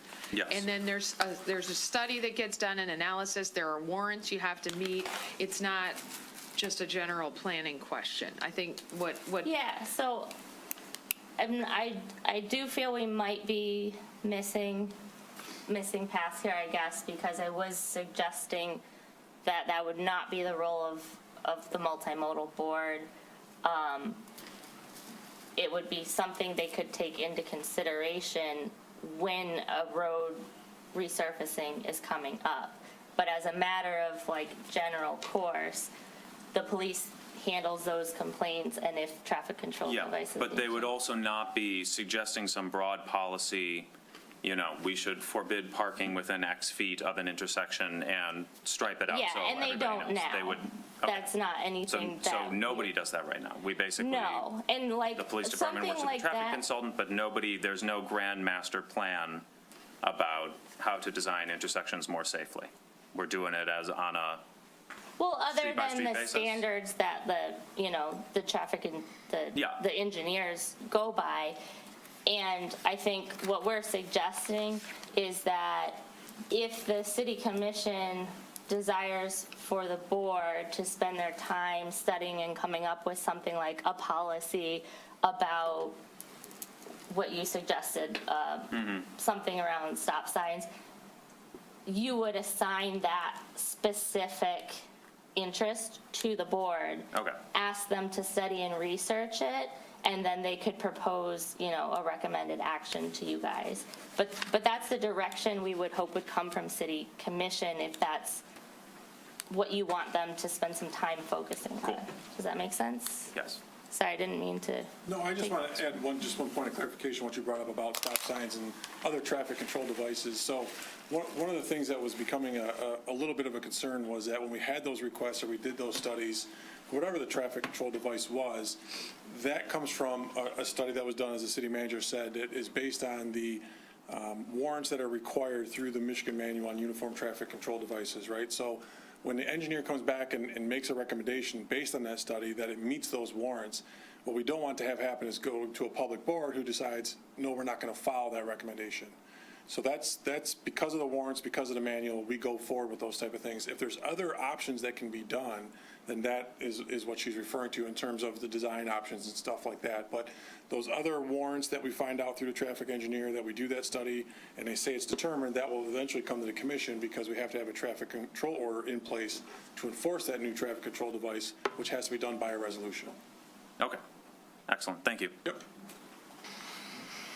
So let's try to focus on the new language and whether we approve or disapprove or want to amend the new language being suggested. Commissioner Haig. Thank you. Just thought about it while everybody was talking as well, especially Commissioner Kozlowski's points. We specify bicycle and pedestrian, we specify active transportation. How does this tie into things like the public transportation? For instance, we had the presentations from, I think it was a combination of MDOT and SMART about how the public transport system was going to be proposed to go up and down Woodward and then expanded out. I forget the name of the plan, but there's something where it goes down the major mile roads. Would that not fall into multimodal because of bus transport? But I don't see anything in here that actually says we'll work with public transport. I see pedestrian and bicycle. Bicycle, interpret that broadly. Where would public transport come into play other than on Woodward Avenue, which we don't control? Mile roads, and it was also, there was discussion of transport loops in the 2040 plan. I don't remember how much stayed into it. There was that, and there's also the ride share, and we've talked about local mobility. So my curiosity is, how does public transportation feature into multimodal? Because it is a modal. Okay, how does public transport figure into multimodal? Yeah, so I don't want you to think it's an oversight or something the planning department's not thinking about it. We think about it all the time. Nick's spending half a day fixing up bus shelters, with broken glass. But I think the reason that it's not as prominently, it's not prominently in this language, and of course we're open to your, what you desire to see us change it as. But the reason it's not in there now is just simply because we're not a transit operator. We don't operate transit. And so I guess if we were going to put it in, I would think about it more from the user perspective, that we're trying to create a safe and comfortable environment for transit users. But all of the transit that operates within our city is not something that we own or control as a city. Some cities do. And I didn't want to confuse that in the language, but of course we want to work with SMART and work with MDOT. And if we want to add something about that collaboration and that partnership, it's definitely something that we're doing. I think it needs something. I agree. I would say that should we get the plan back someday from MDOT, the way this is written, we have the discretion to assign it to them for review. And we can do that. Or if Waymo decided to show up and they want to park taxis near Shane Park, we can assign that to them for review. But that's our discretion when it gets to us, after discussion about where it should go. Is it safe to say that you're trying to eliminate a lot of the compulsory reviews that the multimodal board was charged with, which led them not to focus on some of the stuff. Some of the multimodal things, Yes. right. For instance, we have street width standards, we have a process on when to improve a road, if there's a petition, that kind of thing. And they got mired in a lot of those things. And basically, it's not, their job is now going to be higher level, other modes other than the private vehicle. Making our system better for all of those users, and that includes transit. So trying to move things along, which is my job, is anybody suggesting any amendments to this? Are we happy with it? Does anybody want to make a motion? I'll make a motion. And I'm going to add one more thing. There was an agreement with the city manager, I think. I had to look up what active transportation is, and it's not defined. And I was like, it was actually on the second read or third read where I was like, wait, active, what does that mean? What does that even mean? So I don't know. So, I could respond to that. No, I know what it means now. Oh, okay. But I don't know that anybody reading this ordinance is going to know what it means. Is it sufficiently a term of art, or a sufficient term of art, that it doesn't need definition? I Googled it, and it gave me the answer. Sure. Is it in the dictionary? You're looking at Nick. Even a planning dictionary. Because I happened to mention to the mayor on the phone today that I specifically said to Nick, shouldn't we have a definition in this somewhere? And he made some changes to imply what it means without providing a distinct definition. So there's flexibility. Am I saying this correctly, Nick? There's flexibility to make sure it covers what we need it to cover.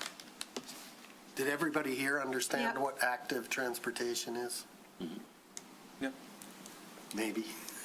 You're with me. Okay, that's my only comment. Otherwise, happy to entertain a motion after we hear from council. Yes, and if there is an inclination towards the motion to lift the moratorium and return to meetings as directed by staff, that ought to be a motion as well. Oh, a separate motion. You can do it as the suggested and then and. Okay.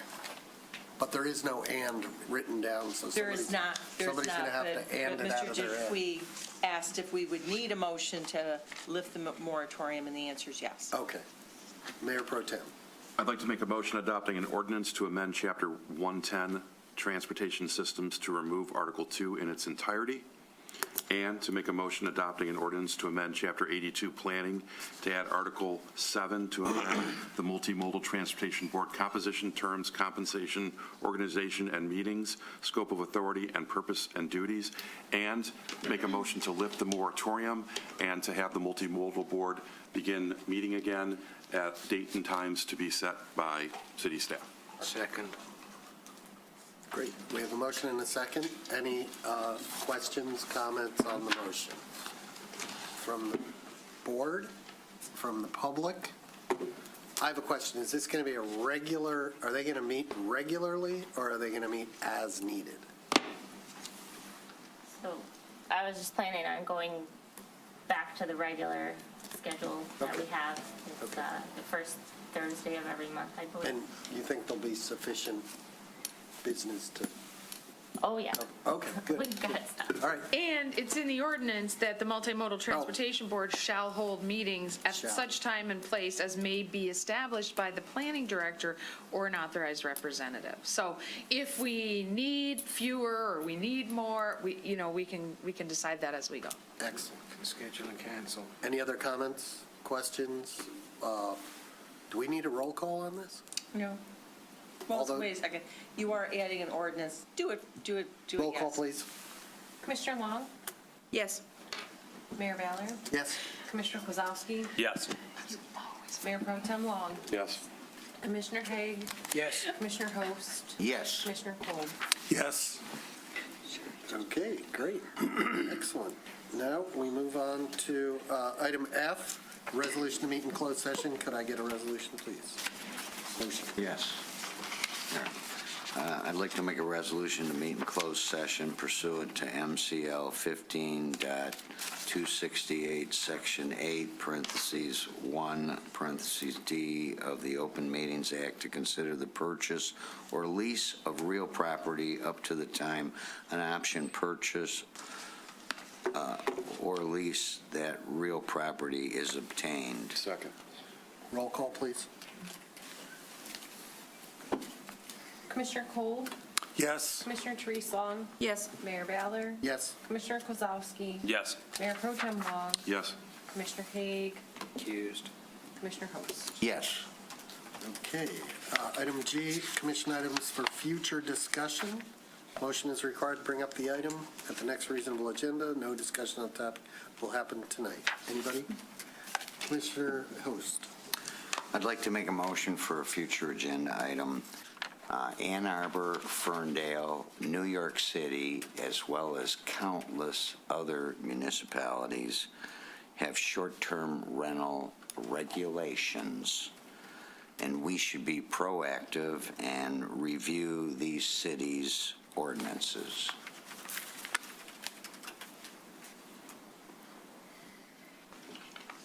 I'll second.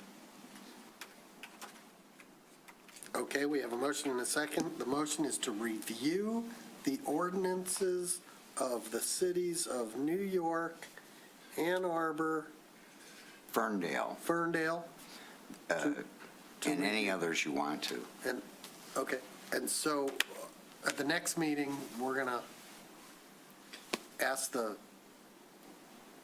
we were going to review them. All it is to review them. They're going to provide those to us. We're going to review them.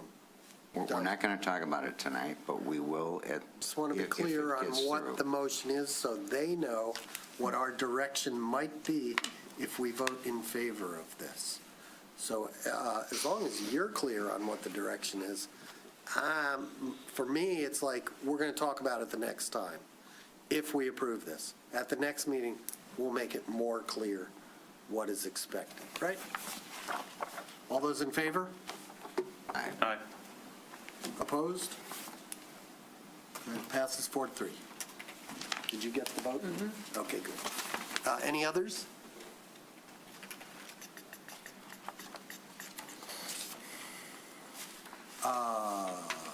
Do we need to, I don't think we need to discuss that up here. I was going to suggest, at some point, we talk about this question of no trucks, weight limits, and all that. That's something we can probably do offline.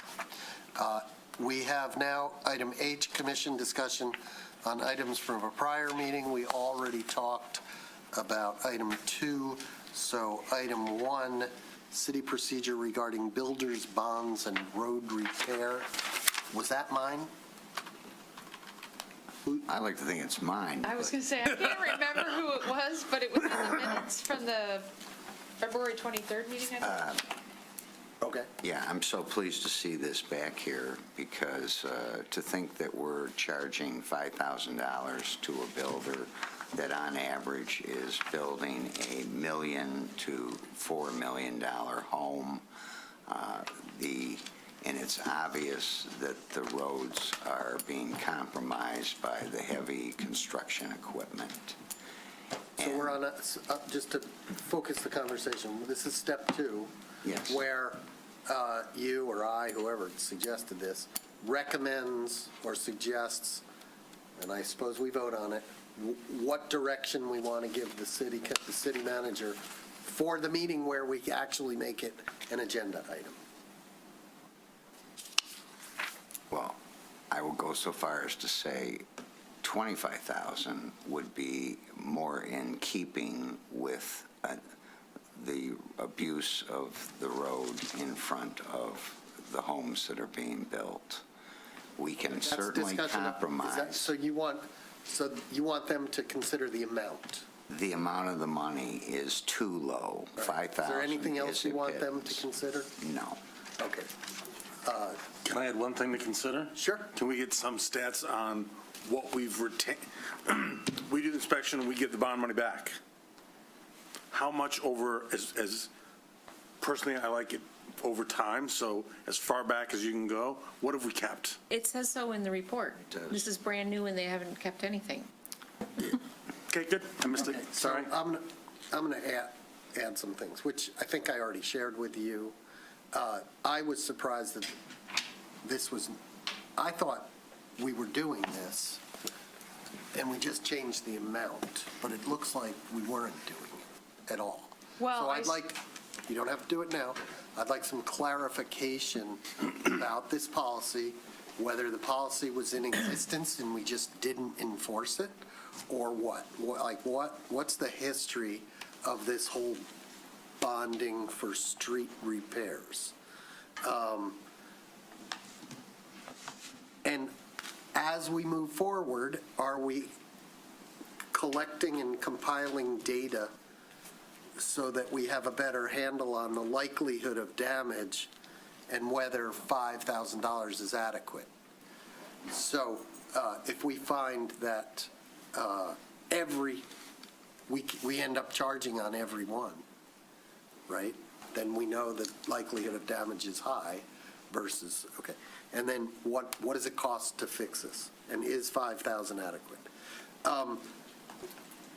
Do our inspections, are they confined to the lot lines?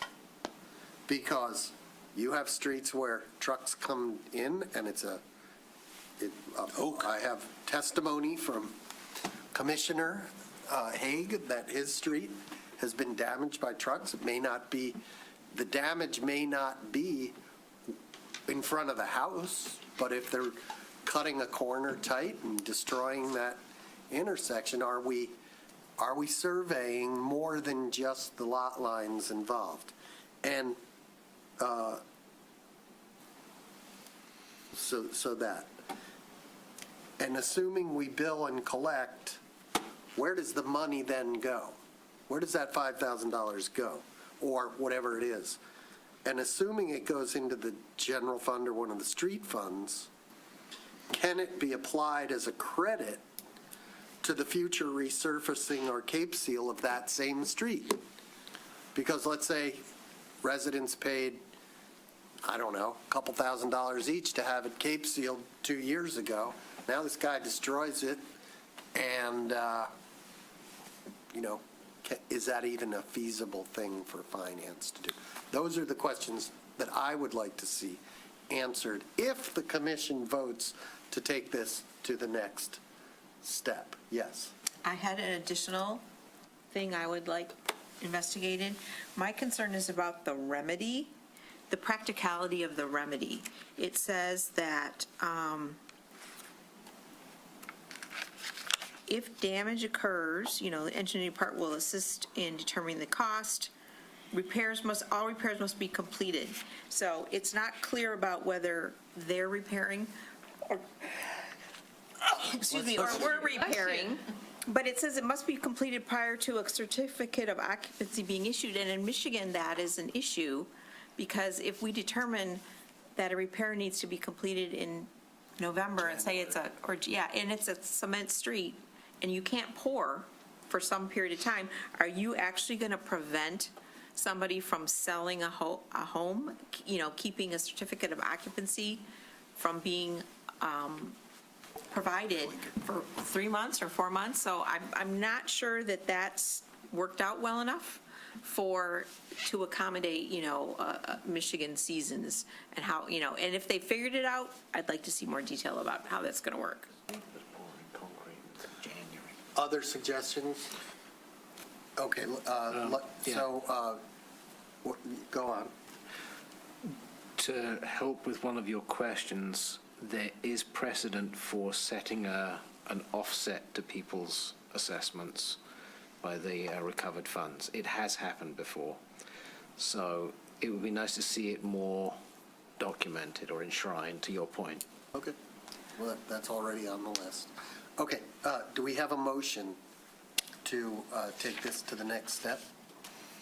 I'll make a motion that we put on the agenda city procedures regarding builders' bonds and road repair. Second. All those in favor? Aye. Aye. Opposed? Unanimous. Nothing removed from the consent agenda.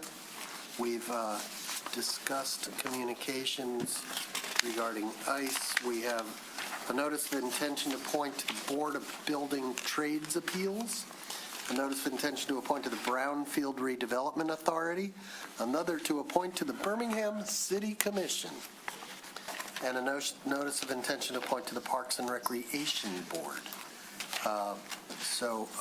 Residents are encouraged to look at the city website page on board opportunities and openings. Commissioner comments?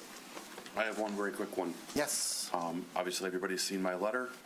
I just want to reiterate, I'm not going to rewrite the letter or what have you. You all have it in the packet. This is very much a personal decision on my part. I got married a year ago. I never thought I would leave the city. Lived here for 31 years. But this should no way be viewed by anybody as being my dissatisfaction with this position, with working with the city, with any of you. I've enjoyed it immensely. If I was permitted to continue to serve and not live in the city, I would 100% do so. And I encourage anybody in the city who has lived here and wants to make a difference. We all donate an incredible amount of our time. And we may go about it a different way. We may not agree with everybody, but we all do it because we want to improve this city. So with that, next meeting will be my last. And I continue to, I'm going to be moving to Orchard Lake, so I'm not moving far. But I appreciate everybody's understanding. Thanks. We appreciate your service. Thanks. Okay, there was somebody else had a comment. Commissioner Host. Yeah, I want to go on public record stating that the city of Birmingham owns 400 East Lincoln, commonly known as the YMCA building. And now that Phase 1's done, Phase 2 is 2/3 of the building, and the city of Birmingham taxpayers own 100% of that building, and it should be utilized for the benefit of 100% of the taxpayers. And the 2/3 that is currently going to be mothballed include the only public pool available to our citizens in Birmingham, as well as the loss of the YMCA, which is almost totally our community programming for our citizens. And as such, this is not good. It's not responsible government. Okay. Well, in response to that, I would say we're legislators, and you are a legislator, and if you have proposals to bring forth, bring them on. We're happy to listen. I think all of us. Yes, you have a comment. Commissioner Haig. I was moving on. Huh? I was moving on. You were moving on? I just wanted to ask, because Nick's been patient and sat here, item 11E1, the Planning Department Annual Report, if we wanted to give him an opportunity. No. Or not. I don't. Pretty routine. Is there anything in there that is there something in there that you have a question about? We can certainly question him. He sat here. I wanted to give him the opportunity if there's anything particular, because I didn't know. That was it. You have the opportunity. Thank you. Yeah, but also we should thank Nick for all the work he's done on the historic preservation. I did that earlier. I know, But we can do it he again. didn't get to stand up and get applause. All right, so we have Commissioner comments, advisory boards, nothing, legislation, nothing, city staff, nothing. We did mention the Planning Department Annual Report. For anybody in the public who'd like to see it, it's on the city's website. It details everything the Planning Department has done in the last year. By law, the detailed annual report is by law. So with that, we will be going into closed session now. Do I need to bang the gavel? Sure.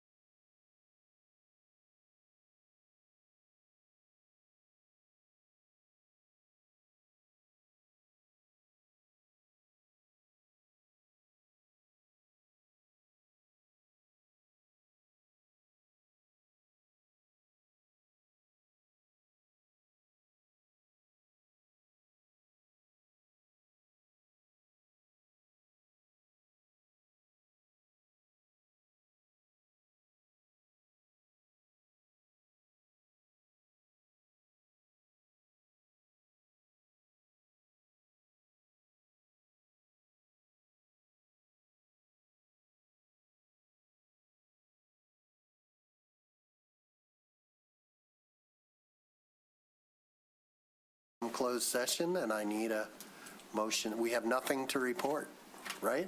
Nope. Nope. We Motion have to adjourn. a motion to adjourn. Motion to adjourn. Adjourned.